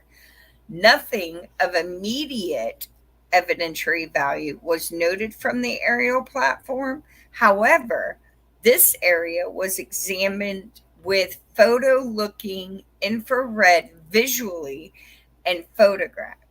An area that appeared to be a black, burned out portion of the property was noted in the immediate vicinity of the Avery residence. That's significant. Yeah. That's why I Yeah, won. it doesn't say what time of day they did this. It was at night. If It was at night. Oh, on the 8th. Yeah. No, this one, I don't think lists the time unless it's later on. Yeah. The one on If the it 6th was list. morning, it would be before the bones were discovered. Yep. Mm-hmm. And that's why I want these photographs Mm-hmm. for comparison. Mm-hmm. They are infrared scans. Do that they have to be done at night or? I don't They know. would show if infrared is the heat signature thing. Do y'all know? Yes. Yeah, it is. And I'm Yeah. not sure. I don't think it has to be at night. I think it helps to be done at night. Well, that's because you're going to have greater temperature differences because the overall ambient temperature is much lower. Exactly. So that means living and breathing objects like a human being are going to glow. Easy to pick up.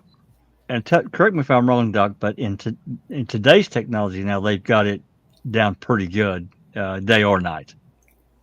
Oh, absolutely. In fact, a lot of the soldiers use those camera devices to pick up signatures during the night. Thermal imaging. I can't see any reason why they couldn't use that in the day, except you need to take into account the ambient temperature, right? The temperature. So you're relying on the fact that a living human being has got a much higher temperature than the ambient surround. So they use these cameras for people that go camping that are lost in the outback at nighttime when it's really cold. Their thermal imaging will stick out very easily, and you can find people like that. Mm-hmm. But that next paragraph is extremely interesting to me. Why don't you read it?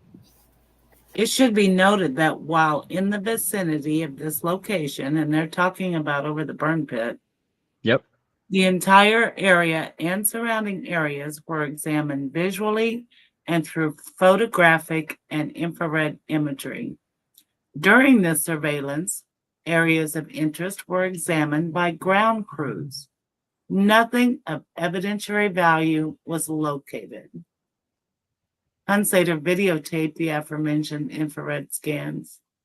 These tapes are preserved in evidence as tapes such and such. Yeah. Isn't that 7801, interesting? 7801, 2 and Nothing- 3. There were people on the ground examining while they were right there. Yep. Nothing of interest was found. That's right. That's right. yeah, it would be really interesting to have a look at these videos and see exactly where they were. And the photographs. Oh, yeah, absolutely. But you see, I don't think they're actually talking about Stephen Avery's burn pit because they said an adjacent property. I think they said just adjacent to Stevens, didn't they? Go back up, Jack. very think it's, near. I think it's both. I think you're both right. I think they looked at the burn pit, and I think they also probably looked at other areas that were, because they're right there. I'm sure they noted them. Over the Avery location and surrounding locations. There you go. Mhm. That's what I said. I While think they did over both. this vicinity. I really think the Well, we've got the latitude and longitude. yeah, I really think that the decision to make the body recovery happen from Stevens burn pit was something that happened very quickly. I think it was a decision of convenience for them, Well, because if they move it off property, now you got a whole other situation. and I think that something triggered it after there had been a foundation laid for the body to be found next to the Avery property. And I think that something made that not a feasible narrative Right. to bring to trial. And so Well- they had to pivot and make the retrieval from the burn pit happen.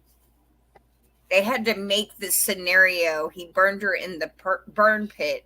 It happened the afternoon of the 8th, and that is what led to the whole weird introduction of the narrative of Minion and being on septic tank duty, and Joe's just having experience because he worked at a butcher shop. And the mean dog and the mean dog bear. Yeah. That bear became, the Rottweiler from Hades. Yeah, All Cujo. of these, all of this stuff happened because the plan A was vetoed for some reason. If we knew what it was, would it be a potential way to reopen the investigation? I don't know. Susan asked the right question months ago that stumped me and Doc and everyone else that was there. Why not have this at Cuss Road? There was clearly bones there. Fallon wouldn't have put it in that reply if it wasn't a fact. There's no way. No. But that, if I could just come in a little bit here, but that's actually a very worrying report, because if they're flying over the Avery property and they looked at the burnt out area, the burnt out area is the burn pit. And according to what that report said, it was checked and nothing of evidentiary value was discovered. Then how do you account for the fact that partial cremains were then sifted? That's right. And I'm just being looking at this another way, because I don't really trust reports all that much, as I said. To me, they're up in the air. You've got 2 or 3 special agents looking at this entire area. They're going to take note of everything on Steve's property, Bart's property, Mickle's materials, the quarries. That's right.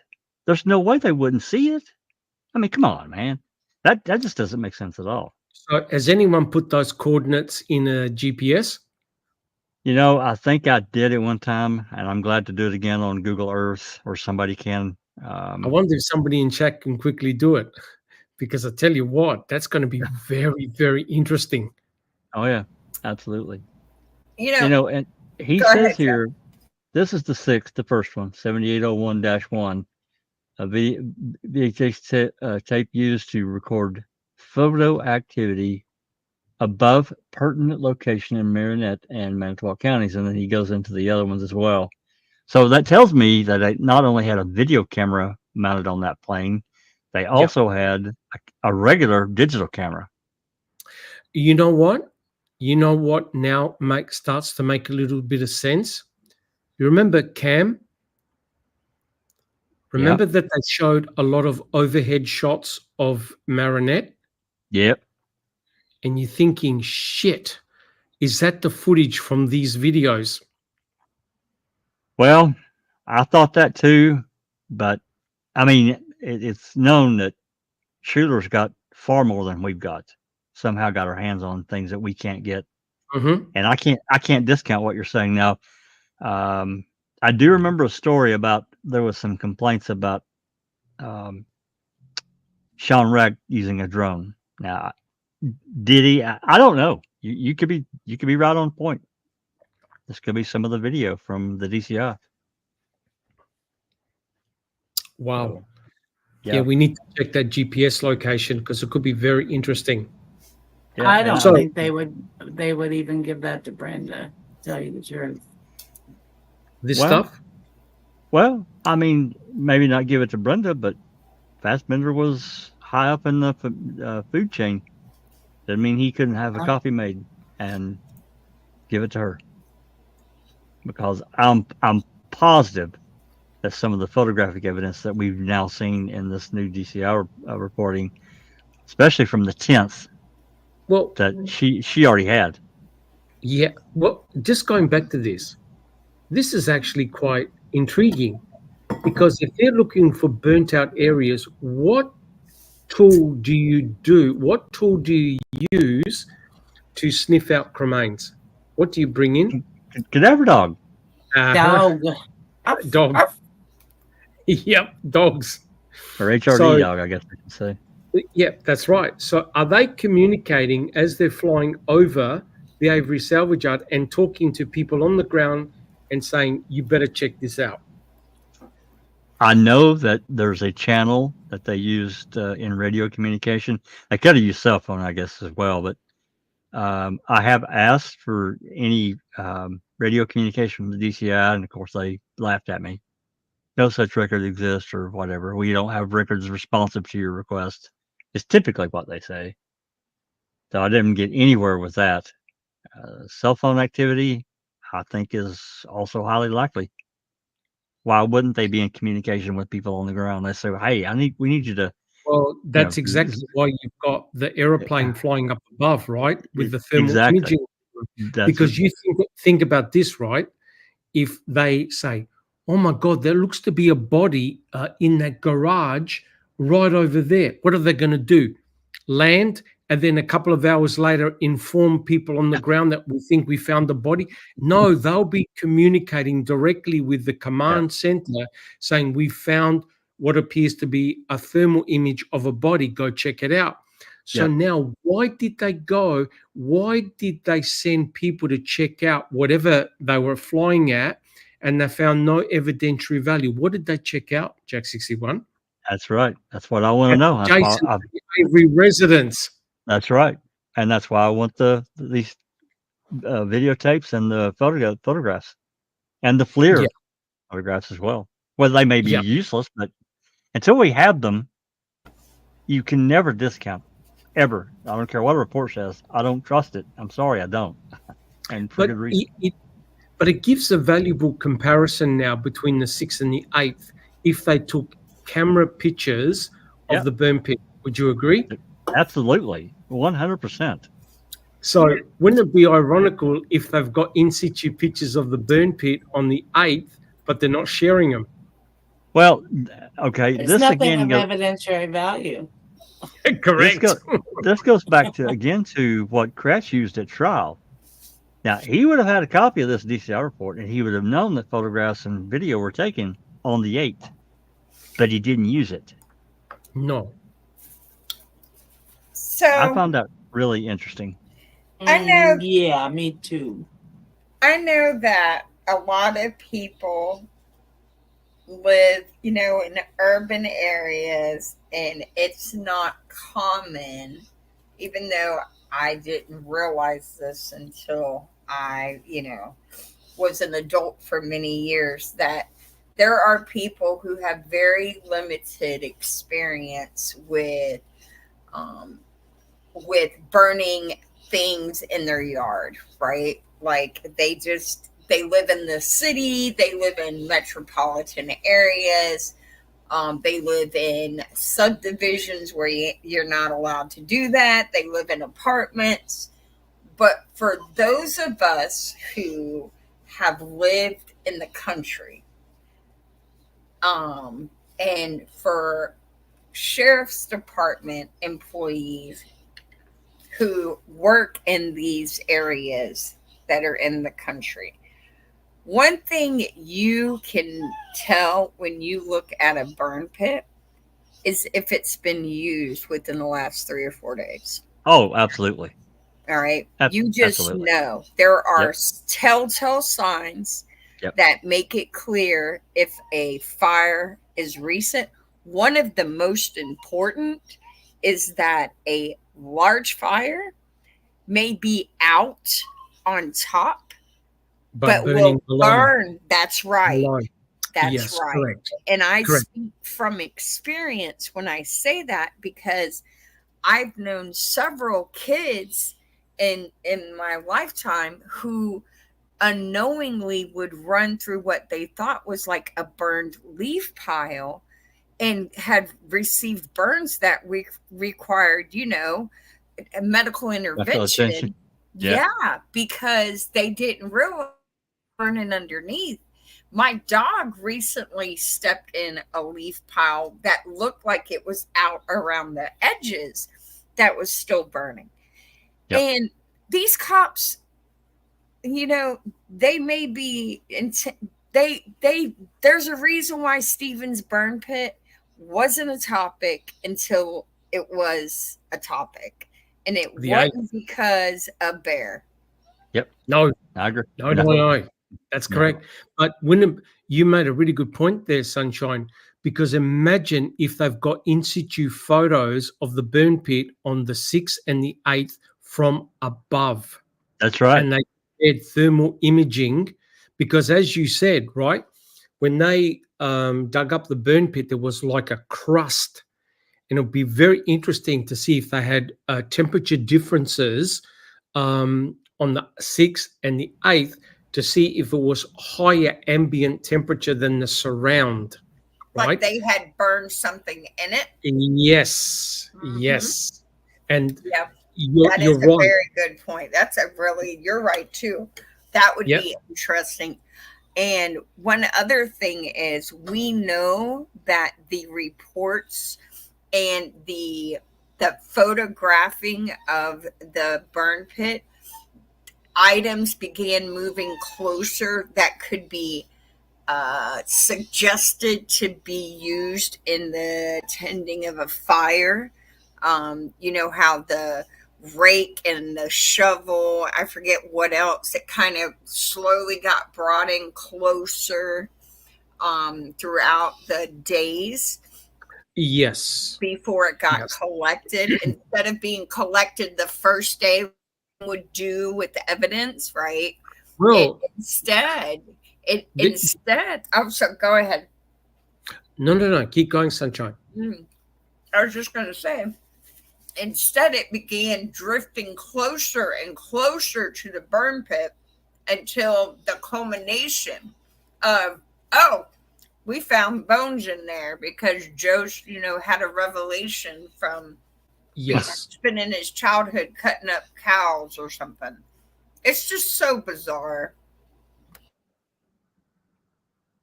The point I was going to make was that it was Sturdivant that got a rake from Barb's property, and that's right. In his report, and he raked out the contents of the burn pit, because we've got photographs that show that the tire wire has been moved from in the burn pit to out of the burn pit, disturbing the in situ nature of the burn pit.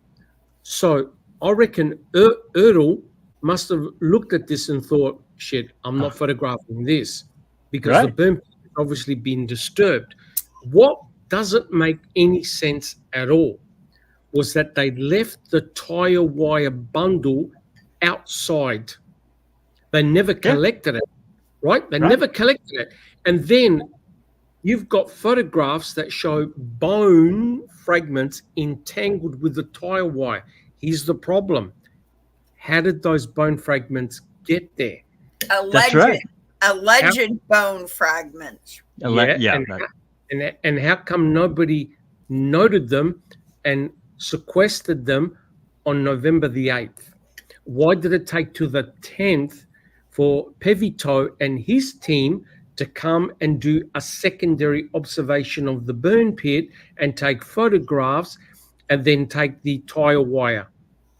Yeah. That's right. There's something not right, guys. There's something not right here. I really think the burn pit being the location of where the body was burned didn't become the agenda, or didn't become the, I don't even know what word to use. Theory.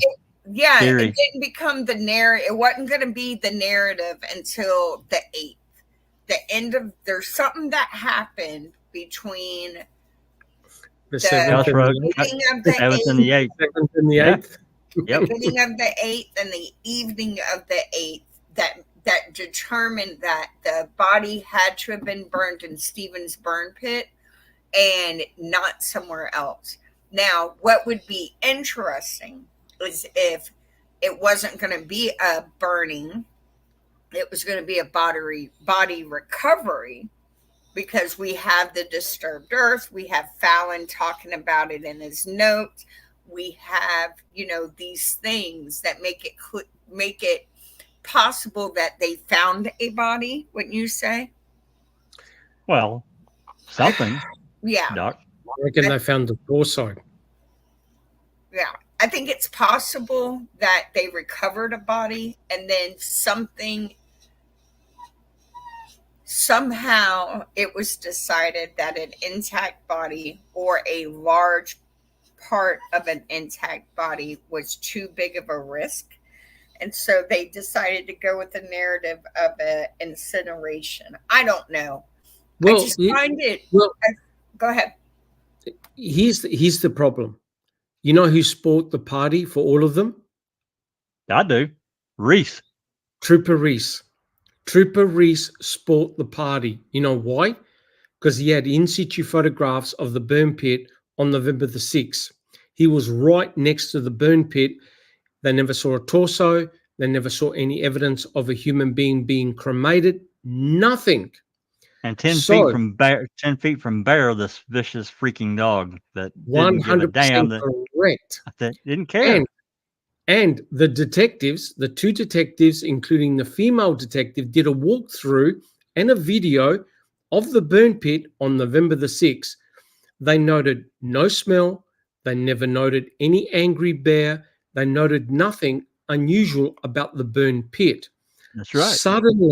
Suddenly, after November the 7th, which is the events at Cuss Road, you now have a Nostradamus moment by Sergeant Jason Jost that was at the burn pit one day prior feeding bear and noted nothing. One day after, he has the revelation of seeing a bone fragment in the grass and says to everyone, I think we need to check the burn pit. Yeah. All of a sudden, boom. He put it all together. He put it all together, Doc. He put it all together with Josh Redon's observation of a fire on the evening of October the 31st. He put it all together, pointed towards the burn pit, helped in the sifting, but didn't want to write a report. The hero. Is anyone slightly suspicious here, guys? Well, that's detective grade investigations right there.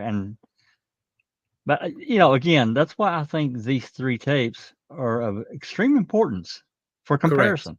There may be nothing that we can see, nothing. But until we can cross it off the list, I want to see it, and it's evidence. Well, the thing is, though, guys, is that there was a burnt out area in the Manitowoc County gravel pit that bear alerted to and scratched at. Right? So you notice how very vague these guys are in their description, just like Sunshine Christina said. They're very vague. They don't want to pinpoint any location. They're always talking about in vicinity of, rather, we're in Redonce Quarry. We are in Cuss Road. We are in the Manitowoc County Gravel Pit. It's always in vicinity of. They don't like to pinpoint an area. That's pretty bad investigating, in my opinion. It's terrible. Kansas Boxley has a question. Do these redactions display the same mindset as the one-sided Colburn-related interview notes that were produced for Colburn v. Netflix case?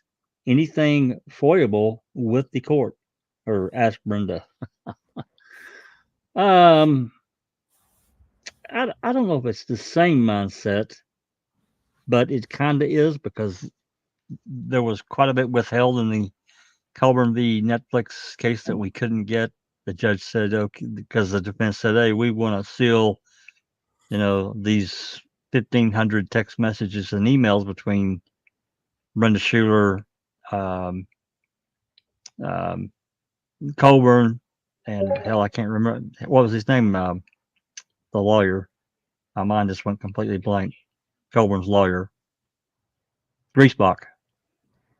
Oh, yeah, who then withdrew from the case. Right, but it was because of these messages, these text messages, that completely shattered the attorney-client privilege. He gave it up immediately. Yeah.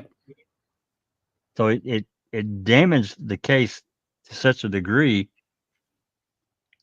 that it would have been impossible for Griesbach to have cited attorney-client privilege for communications, because he's already broken it. It meant nothing to him by doing this. So, and these messages go back to the early parts of, the fall of at least 2018, October, November 2018, probably before that. We never got to see those. There are other things that they sealed that we couldn't get. So I guess in a way, kind of related with the redactions, but it's kind of a different situation. But yeah,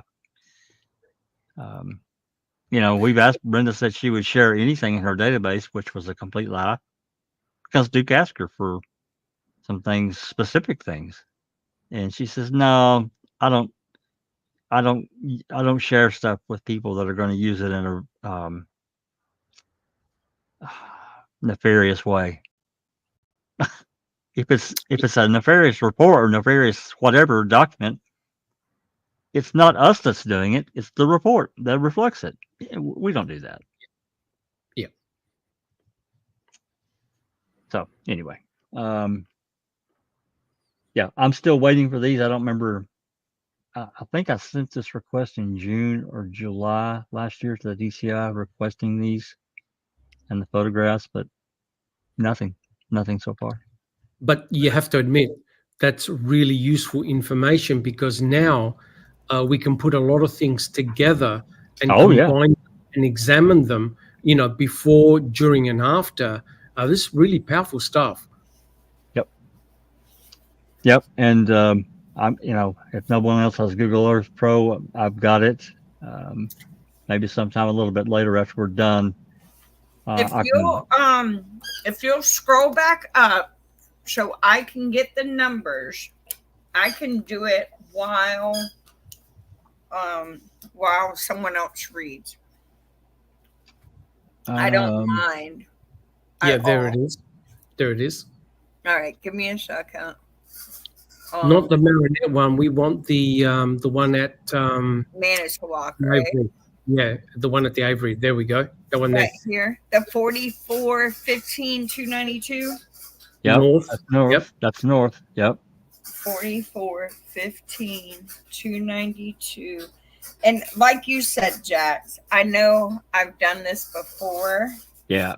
It's just been a while. It's probably going to be saved. Oh, you know what? I'm on my new laptop. Thanks again. So I don't know if it'll be saved, because I'm going to have to.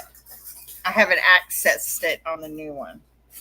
So, and then west longitude. 87, 41, 532. 532. Are those the same numbers that are from the day before? Scroll back up. No, not even close. Oh, well, let me get them too. Because Well, that's the ones that Marinette. oh, I thought it said they There's went a both Manitowoc. places. There's a different Manitowoc one as well. Yeah, yeah. See, so that one is the 8th, and then on This one is the 6th. 11/7 or 11/6, they Yeah. did 44, 15, 15, 45. 45 north, and that's Yep. flat, and then 87. 87. Uh-huh. Yep. 41, Mm-hmm. 40 west. West, and that's Now, lunch. Okay. wouldn't that be interesting if that's Cuss Road? I know, that's why I'm curious. Yeah. This is a 6, one day prior. Yeah. All right. Yep. Just when I get it up, I'll just message you and let you Okay. know, and then we can chat about it. And Well, you can share the screen. You can share your screen. We can put it up. oh, cool. Okay. Learn something new every day. There you go. Yeah, StreamYard's pretty handy that way. Sharing the screen. So even if you're not the host, you're able to share your screen. There's a button down at the bottom underneath the what you're looking at on StreamYard. It says it says preview or present. If you click it, there's going to be another section pop up, and it'll say share screen, Okay. and it'll pop up on my end, and I can pop it up on live. Now that's awesome. Yep. Because that allows us to like collaborate in real time. That's right. Yeah. Wow. Yeah, StreamYard's definitely cool. Yeah. Anyway, let's do a couple more, then we're gonna call it because that'll put us at 2.5 hours. I think Hey, Jack. Yeah. I see Travis popped in. He says, when did they just produce this and why? This was produced week before last, and there's a link in the description of the video, and it'll take you directly to the 4 files they released. One was this file, which is all the DCI reports to date that they said they had up to 371 or 2. They redacted. Well, you'd have to read the letter. They produced it because of the number of requests that they get for the DCI reports. However, they severely crippled any true researcher by doing this massive redaction they did. They went on and said that this is comical. That a lot of the old audio files, etc., they can't access anymore because of software problems. Which I can tell you from my experience is complete crap. If they have a back file, that's a value added, whatever it's called. It's a You VAC. can convert anything. Yes, you can. They're programmed, but the thing is, they've already converted them. Yeah. Yeah. As we go, oh yeah, they already converted them to MP3, MP4. I was going to say, but before we leave that last one up above this one about the 3 video cassette videos, VHS tapes, you'll see in another report on down the road here, they were converted. They were sent to their engineering, audio, video lab, whatever, and this guy converted them to CD, DVD. They've already been converted. Anyway, go ahead. If I could just make the comment, Jack 61, which goes to show the absolute absurdity of the November the 4th flyover video not being heavily edited, right? Yeah. Now, there's no way they're going to give up a golden opportunity to fly over the Avery salvage yard without proper photographic equipment. Would you agree? Totally. If the sheriff himself is up in that aeroplane, they want to make sure that they take good photographs of the Avery salvage yard and surrounding area to ensure that they can go back and just check frame by frame to see if there's a RAV4 there. Would you agree? Yep. the mere factor that nothing was discovered on the 4th is indicative to me that that RAV4 was not on that property And I agree. on the 4th. And it's also really suspicious to me that they didn't include anything from the zippers or the other areas that they checked. Yep. Nothing. We have nothing that was completely clipped from. So does that mean that they went up and flew over those areas but didn't video them? Well, come on. What Yeah. kind of, how stupid do they You think know, we are? The irony, well, the ridiculous situation is this. They had no idea where Teresa or her RAV4 were, correct? That's right. Which meant you videotape everything, you That's right. photograph everything, and then when you go back, you process and say, okay, let's look over the footage. You don't decide to turn the camera on and off when you want to, correct? That's right. Well, I mean, if you're flying And from one location that you're searching to another, okay, but you Yep. didn't necessarily have to record that. But Yep. Well, here's the embarrassing thing. What happened if one of the images had the RAV4 at a different location off the That's right. property and That's they right. didn't want to disclose it? That's right. That's exactly right. That's not good, is it? It's not No. good for the state's case. Right. Not at all. So, yeah, I think it's important that we have all the electronic evidence, whatever that is. Yep. And So anyway, and yeah, go the ahead. the air pilot, Curtis Drum, he's top notch. Top notch. He knows how to fly a plane, and he even said that he banked, right? And you compare Trooper McConnell's pictures that clearly show the lanes of where the RAV4 would have been, you would have picked it up. No doubt about it. No doubt about it. No doubt. Sure. I agree. Okay, let's move on to do a couple more, and then we're going to answer any questions, and we're going to call it out and get something to eat. This is 49. It's in neighborhood canvas, and I could probably pull it up and find out who it was, but looks like there's 3 people interviewed, and we may get a sense of this as we get down in here. Admiral Wilson made personal contact with 2 individuals. I don't know if these were people that. This is a neighborhood canvas. It doesn't look like that these were DONS employees. Anyway, Travis, you can see the heavy redactions they did. They removed people they interviewed. They removed their names, date of birth, et cetera, et cetera. I don't really care about the date of birth, but the names I think is really a bridge too far. But they exempted them using one of these statutes to an extreme portion. Another neighborhood canvas. This is 50.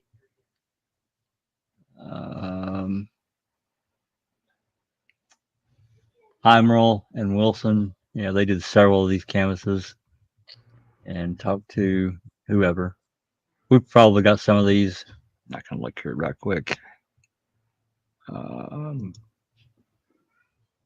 Yeah, we've got 49, 50, 51, all the way through 60. Then we don't have 61, or I don't have it. So anyway, let's move on. 51, another neighborhood canvas. Not gonna bother with that. We've got it available. You want to read the under be redacted. Here's a citizen contact. This is 52. Evidence, and this is on the 12th. Evidence located. Of course, they've got Stephen's address listed there. Other. Oh, you know what? Let's open that one up. 52. Let's just see what we can see.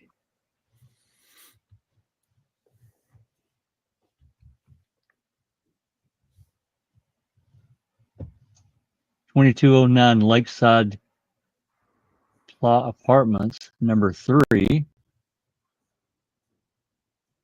And then Xander Road. That's interesting. It says evidence located. It does. It's on the Avery property, though.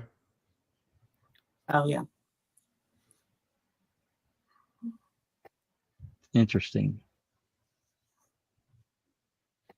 And why they would say other, that could be anything at all.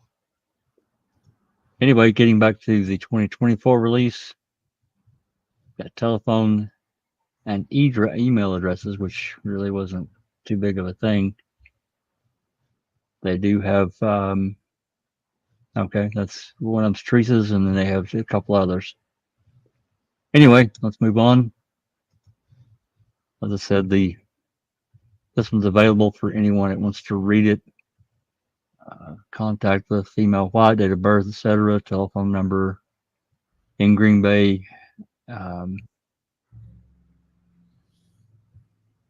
This must be the contact at Xander Road. Why a for sale sign was located on Stephen Avery's residence in connection with an investigation into the disappearance of Teresa. Anyway, let's move on. This report's available. Travis made an interesting comment. He goes, or more like the Warren Commission documents. Oh, yes. Yeah, Get that first nail he on said it. looks like the Watergate transcripts. Yeah. Some of them Yep. are quite a bit worse than this, Travis. They're virtually useless. Some are just completely black, Pretty much. Yeah. all redacted. Another, this is 53. Another neighborhood canvas. This one's available for anyone that wants to read it. I'm not going to go through and do a line by line. Neighborhood Anybody- canvas of where?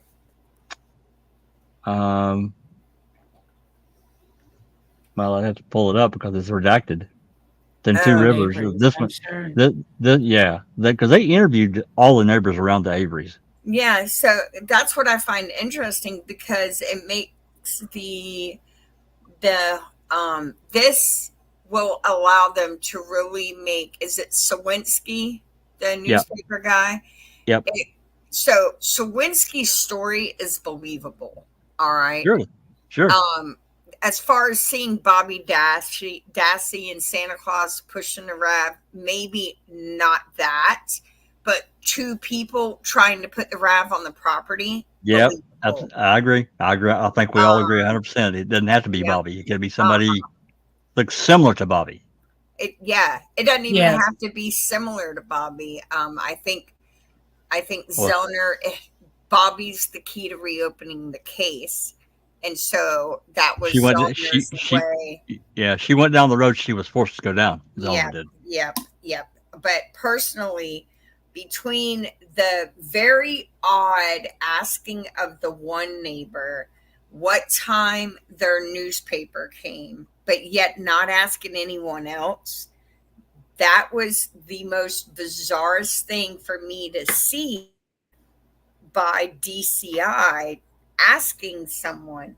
And that says to me, they had a reason to think they needed to have, they had a reason to think it would be helpful to throw off the timing of the newspaper delivery for people who reviewed the reports, right? But he was never, that's another striking point that Doc pointed out months ago. They never talked to the guy. No. Who, Sawinski? Right.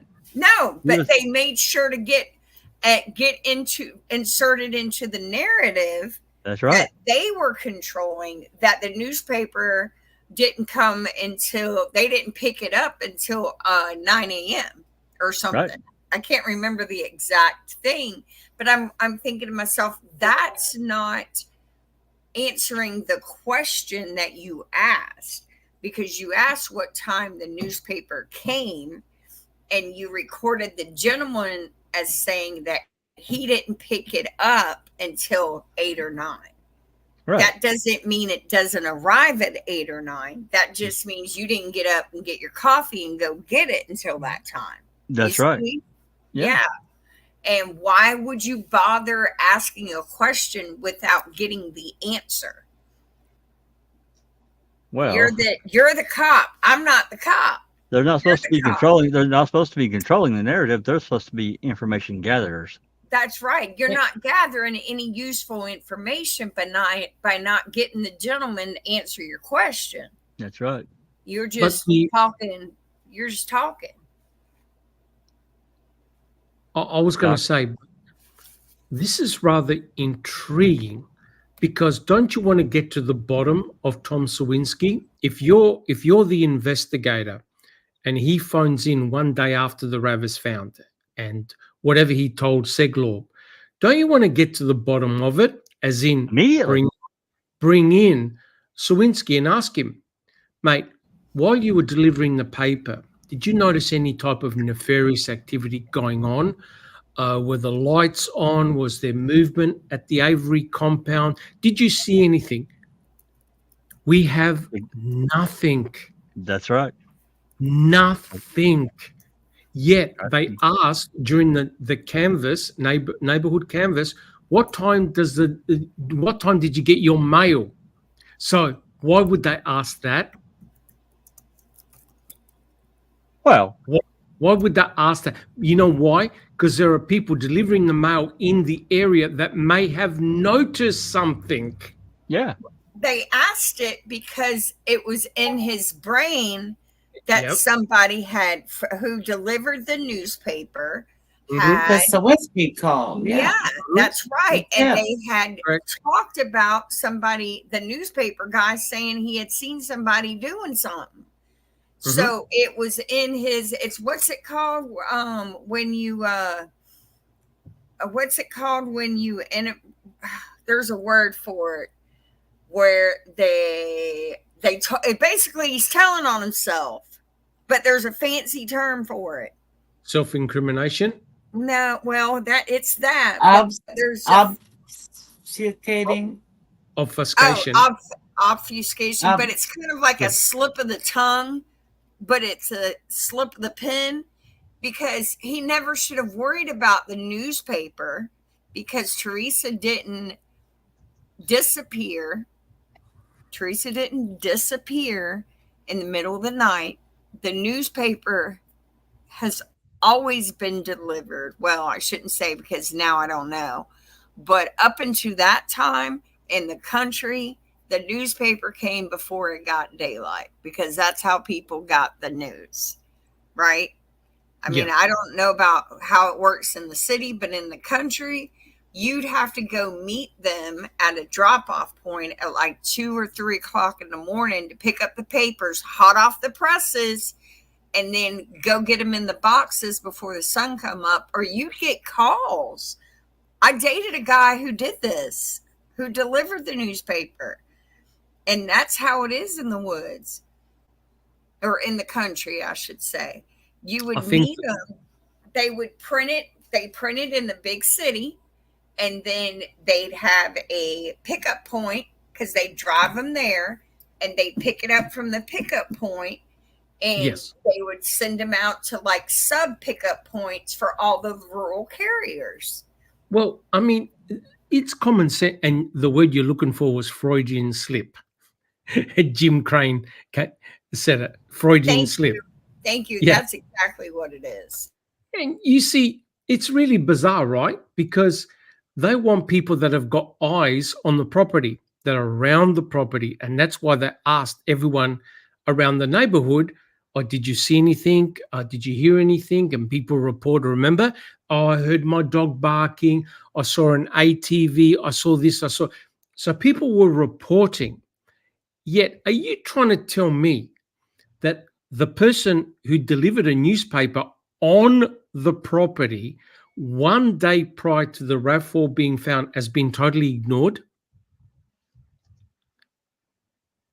There's a disconnect here, guys, because remember, they even asked the propane tank driver every day, not just one day before, but every day. Every day. Right? They talked to the propane tank drivers who delivered gas on that day.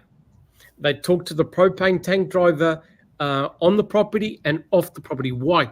They asked them, see any smoke? Hear any gunfire? Now, you trying to tell me that no one knows about Tom Sawinski?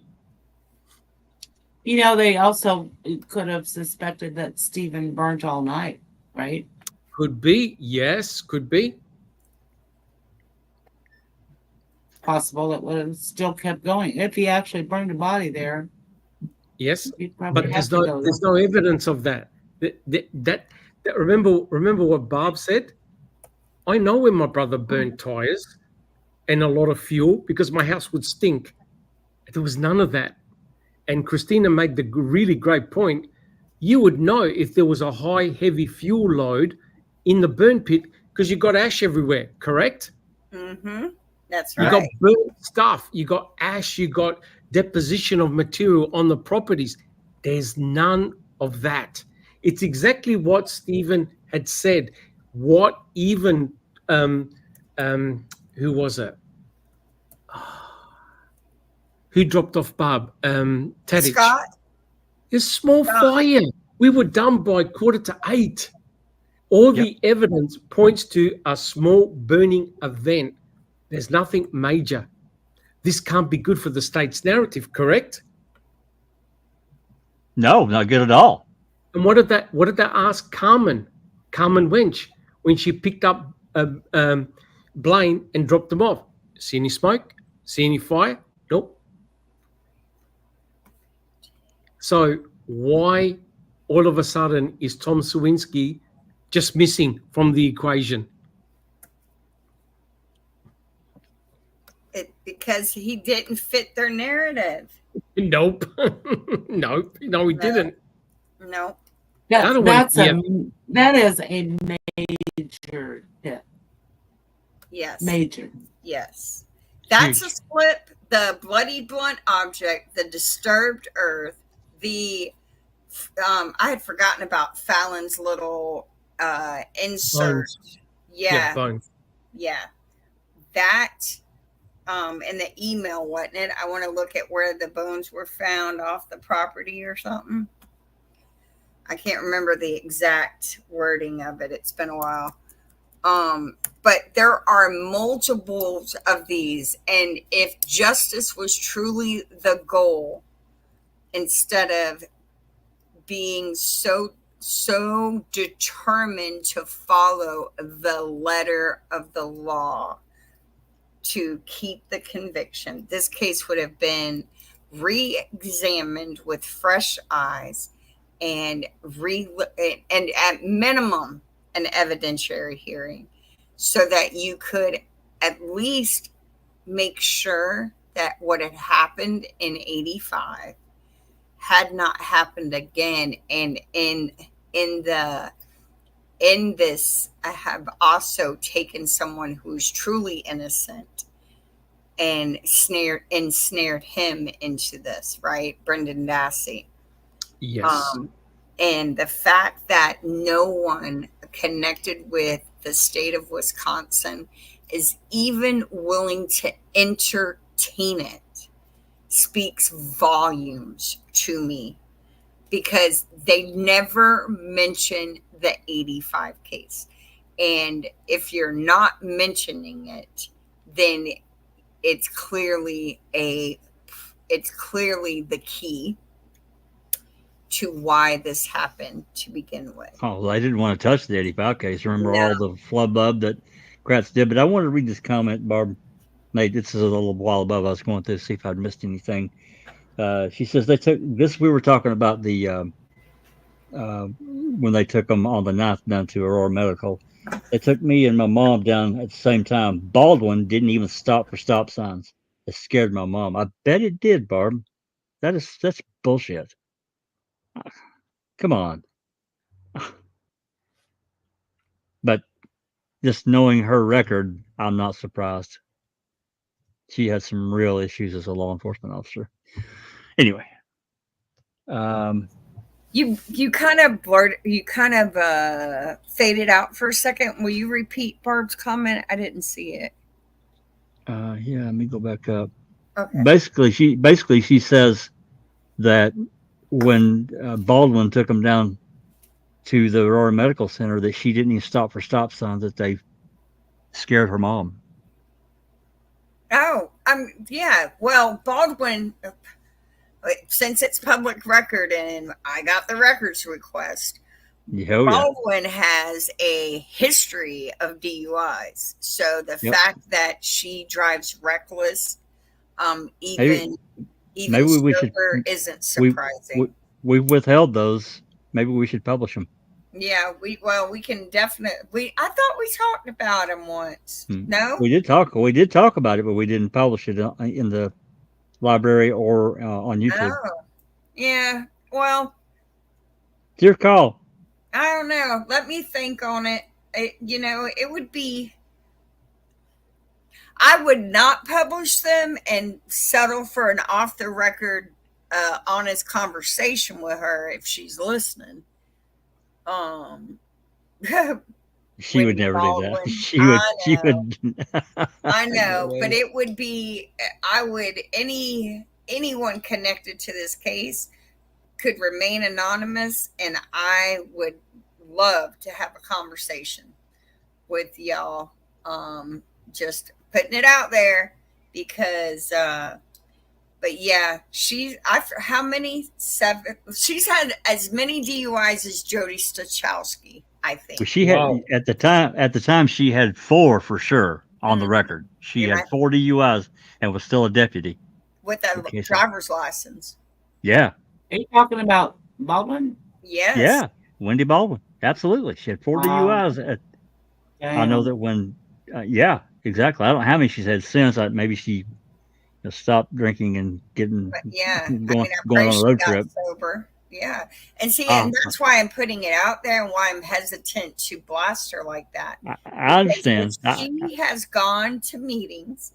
Let's say she's sober, and I pray she is.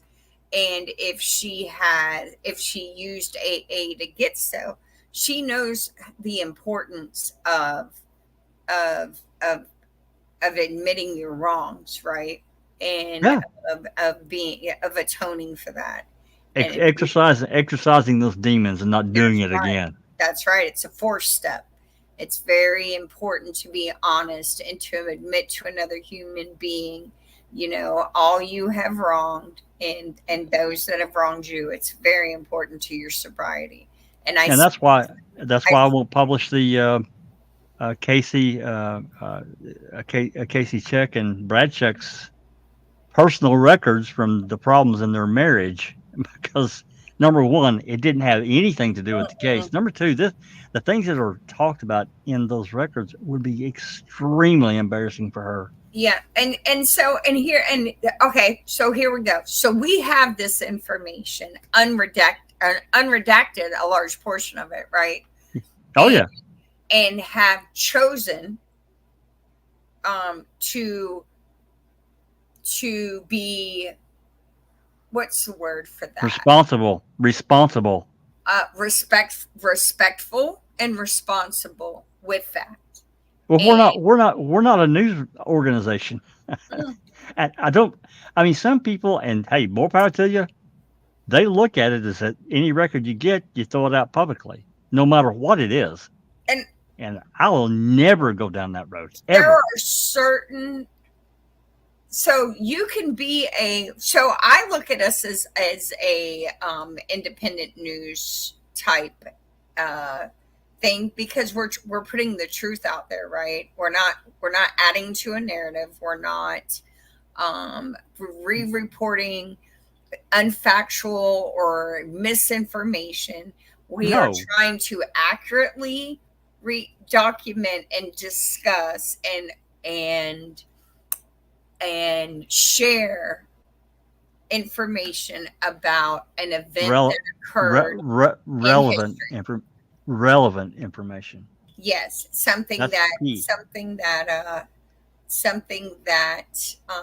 many people are doing. So I kind of look at us as like independent journalists, sort of. You know what I mean? Because we're not like gossipers. We're not. No. We're trying to accurately report what we have uncovered, like investigative journalism. There you go. So we're just, we don't we're just independent. We don't make money off of it, and not wanting to make money off of it. That's well, the not ad cool. money, the ad money, but that goes back into getting more records or That paying funds for are, yeah, the web that web funds, domain. I mean, the newspaper.com account, all that comes out of the ad money, so and that's sort we're- of, yeah, I think that's sort of where 501c entities came from, but because they get money from the government, then they're bound by government rules, which is a big like red flag why I would not want to become a 501, because then you got to do what they say. At the same time, that's the reason I believe we have chosen not to publish certain things, is because it's not going to help us understand what happened, and it's going to do more harm than good. What did dude say in the letter with this discovery dump? The public interest to know outweighs the public harm it would do. yeah. Yes. So in The our opposite. case, it's the opposite. The public's interest to know is not going to matter in this case compared to the harm that it could do to people. That's like Shannon. That's like Shannon Avery. We've got information about her. We didn't publish it. Why? Because she had real problems that had nothing to do with this case. I got yelled at. Christina got yelled at. You guys just need to quit with. Well, no. If you want to publish it, you just go right ahead and request it yourself and get it out there. It's We're got to not be doing case it. related. It's got to be case related. Right? Absolutely. And Wendy Baldwin, although I will say Wendy Baldwin's behavior in this case was reprehensible. It was atrocious. Yep, it really was. And publishing that information, it could stir up some new chatter on the case, but at the same time, it just doesn't. I don't know. I got to think of it. We're not really after clickbait, but it's interesting of how things were going on at the time. But yeah, think about that. Anyway. But it explains why they made the dummy and burn it. Well, yeah, it does. Because she had a drinking problem. Yeah. And that's that is very, Susan, that's an interesting little connection to the Delphi murders. That's kind of like ritualistic kind of stuff, isn't it? Dressing up kind of a mannequin as a cop and then burning it. Mm-hmm. Yeah. Well, I mean, I personally think that Baldwin had promises made that weren't kept. That's just me. That's what I read into it. But it could be. I admit I could be wrong. But that's a topic for another day. Yeah, you think about it. Think about it, Christina. And I'm right there with you. If she's on the road to straightening her life out, getting away from some of the damaging things that was drinking too much was doing to her, I could see not publishing it and embarrassing her. I get it. So no. Anyway, if I could just make the comment, yeah, your channel, and as researchers, you got to have credibility, right? Yeah. If people view you as just gossip mongerers and after clickbait, you look at our titles that we do, look at the pictures that we use, look at the documents that we discuss and the podcasts that we do. We reference everything, and we don't redact or we don't manipulate any of it. No, and it's there for anyone to come to our library, no paywall, and do your own research, come to your own conclusions. The integrity of your channel is very important, because if you lack the credibility, then you're nothing but, shysters, and you're not going to have any supporters at all. People will not trust you, and that's very important. If if we don't have credibility, we're like Kaczynski and O'Kelly, right? Yeah. Right. Yep. Yeah. Scamsters. Yep, exactly. That's right. And I've seen this I'm sure y'all have seen it in the Delphi case, but in the YSL case, it's become pretty popular on social media, and you can see, people just trying to make videos, and you can see the ones who are trying to not sensationalize it for views, and then it's very clear the ones that are. And that case is so similar in how they're piecing it together to this case. It is so similar. I almost feel like they took out of the Making a Murderer playbook. I kid They you might not. have. They might have. They took a murder that had nothing to do with any of the 6 co-defendants, and I think they Tried to manipulate a story around it to support that they Yeah, killed this person. like- Yeah, it's crazy. it is really. And then I think the guy who actually killed him, they tried to get him to testify against the 6 guys, but in the interim, he, for whatever reason, has either he never agreed, he planned on always saying the truth, or God got to him and he got up there on the stand and he did not say anything that would incriminate himself, but he definitely didn't say anything the state could use in their attempt to pin this murder on anyone else. And I find that very curious, because that's a dangerous move for him, But he sure did. He didn't in any way incriminate any of those guys that were on trial for it. You know what and I'll say this and then I'll stop. So then when Young Thug, who is the alleged kingpin, Jeffrey Williams, when, he took a blind plea where he left it up to the judge for a sentence, right? And so he didn't plead to the murder. Okay. The murder charge was dismissed against him. And so the DA tried to get the judge to allow the victim's family to read an impact statement before she sentenced him. And the judge said, why would that even be appropriate when no one has been convicted of this crime? That's right. Yeah, and the DA said, well, it's an overt act.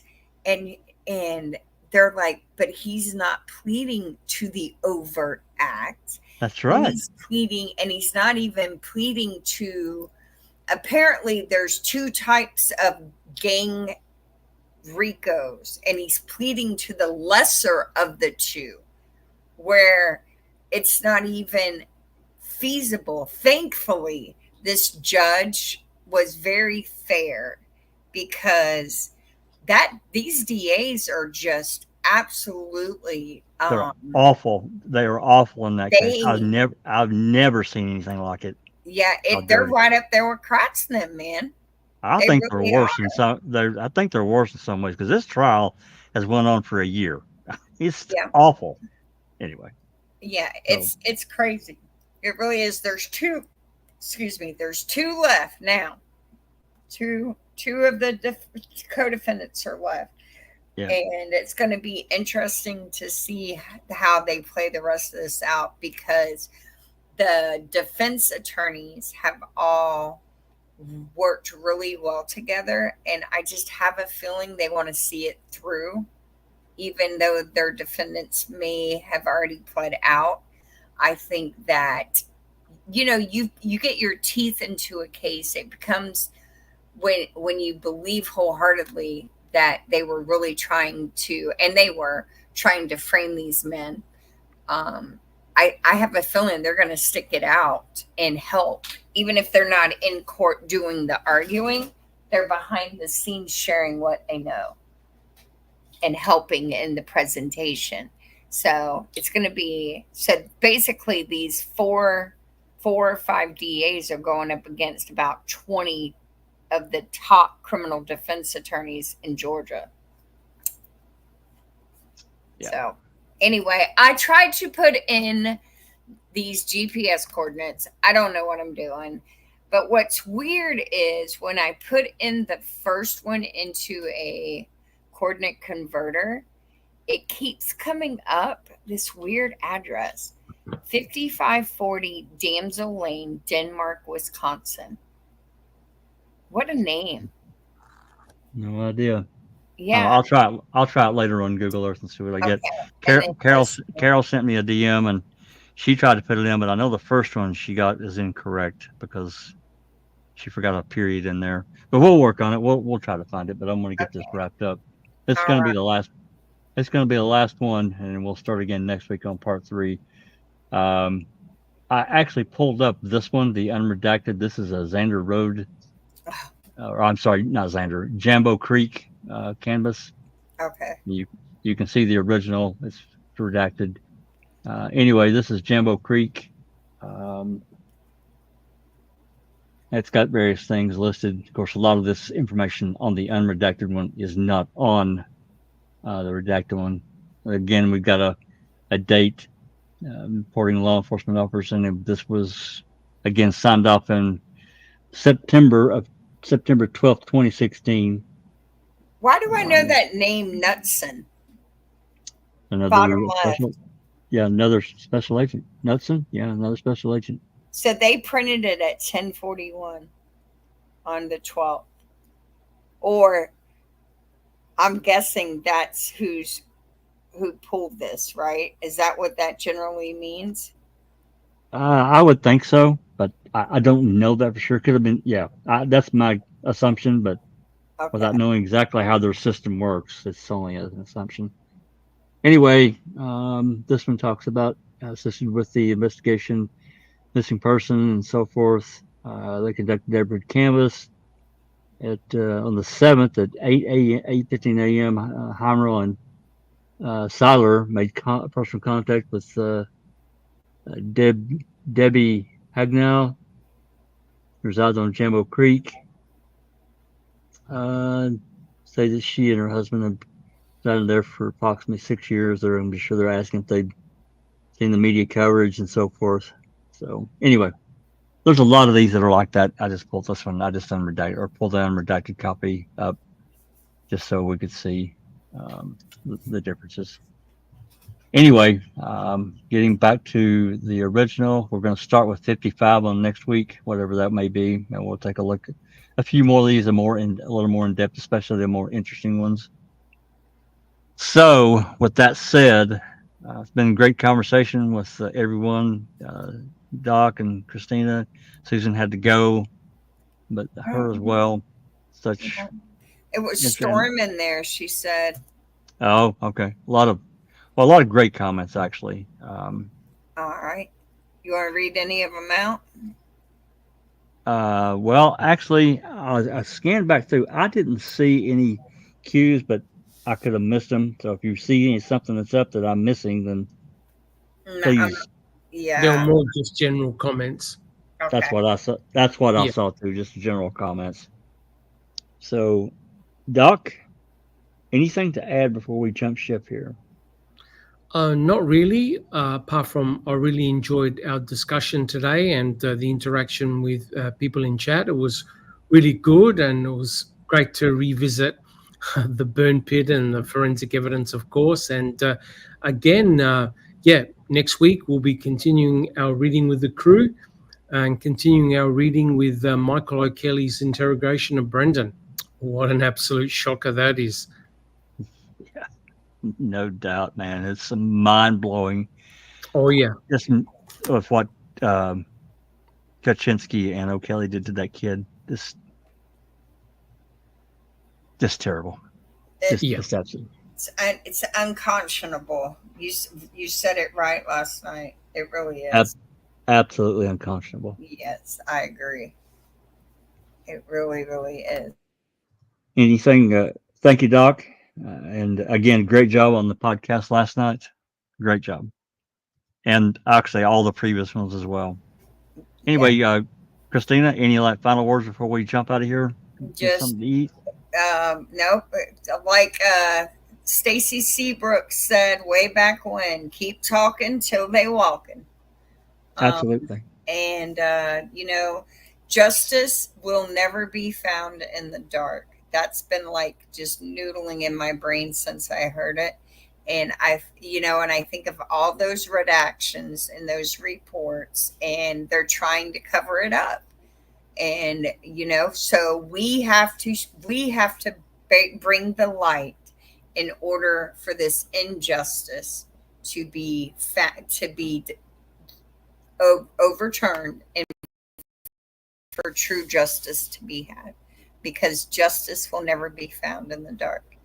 And Agreed. as always, thanks for letting me share my thoughts. And it was another great podcast. Thanks for all who are listening. And see you in a few days. Excellent. Mr. President did have a comment. Does it say why Queso edited Farmer Metz's statement about the burning on Xander Road on 1031? No, I haven't seen anything like that, Mr. President. Nothing like that. That's another thing we haven't really talked about in a while, was the bizarre roadblock that, of course, encompassed what was it, 3433 Xander Road, if I recall correctly. 33, yeah, 3304 Xander Road. Yep. And that bizarre roadblock they instituted, where no one was allowed in or out of this massive area. That was never explained in any report. No never reports, nothing. No. And for a while they pretended nothing happened, but then when you couple that to the for sale sign that was photographed, well, actually, let's start over. The for sale sign that was staged on the front of Stephen Avery's computer desk that had Teresa's info on the back of it. Is that what it was? Yes. Yes, had her number written on the back of it. It was prominently photographed on the 5th, but then never investigated by anyone until we get the weird DCI report. I think Rookie got it. And the real estate agent's first name was mentioned as Tom. That's another either major clue or intentional red herring. Yeah, I agree. I did want to read another final one. Bruno made a comment asking Barb a question. And no offense to you, Bruno, but I feel certain that there are certain things that Barb has to be really careful about what she says in a public setting. So I know she left, but I just think she has to be really careful about what she replies and answers. Yeah. I know that she had a lot.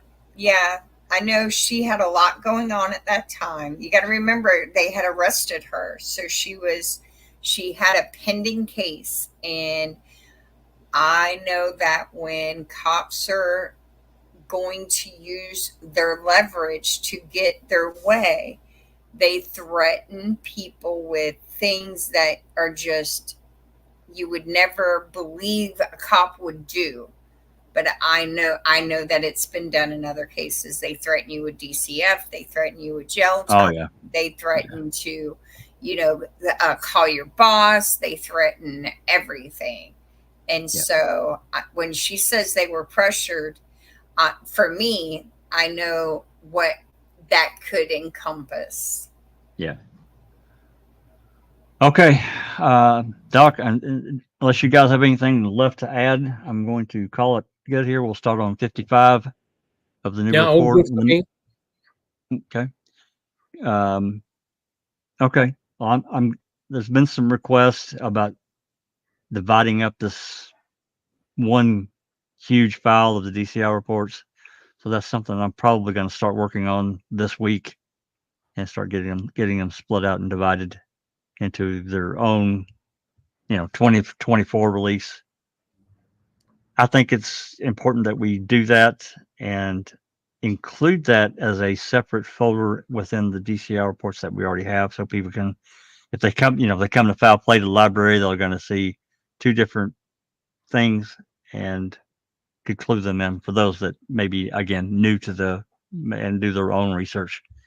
Anyway, with that said, I'm going to thank everyone. Great conversation. A lot of great comments in the live chat. If you got any other comments, certainly add them at the bottom after the live ends and the upload gets completed.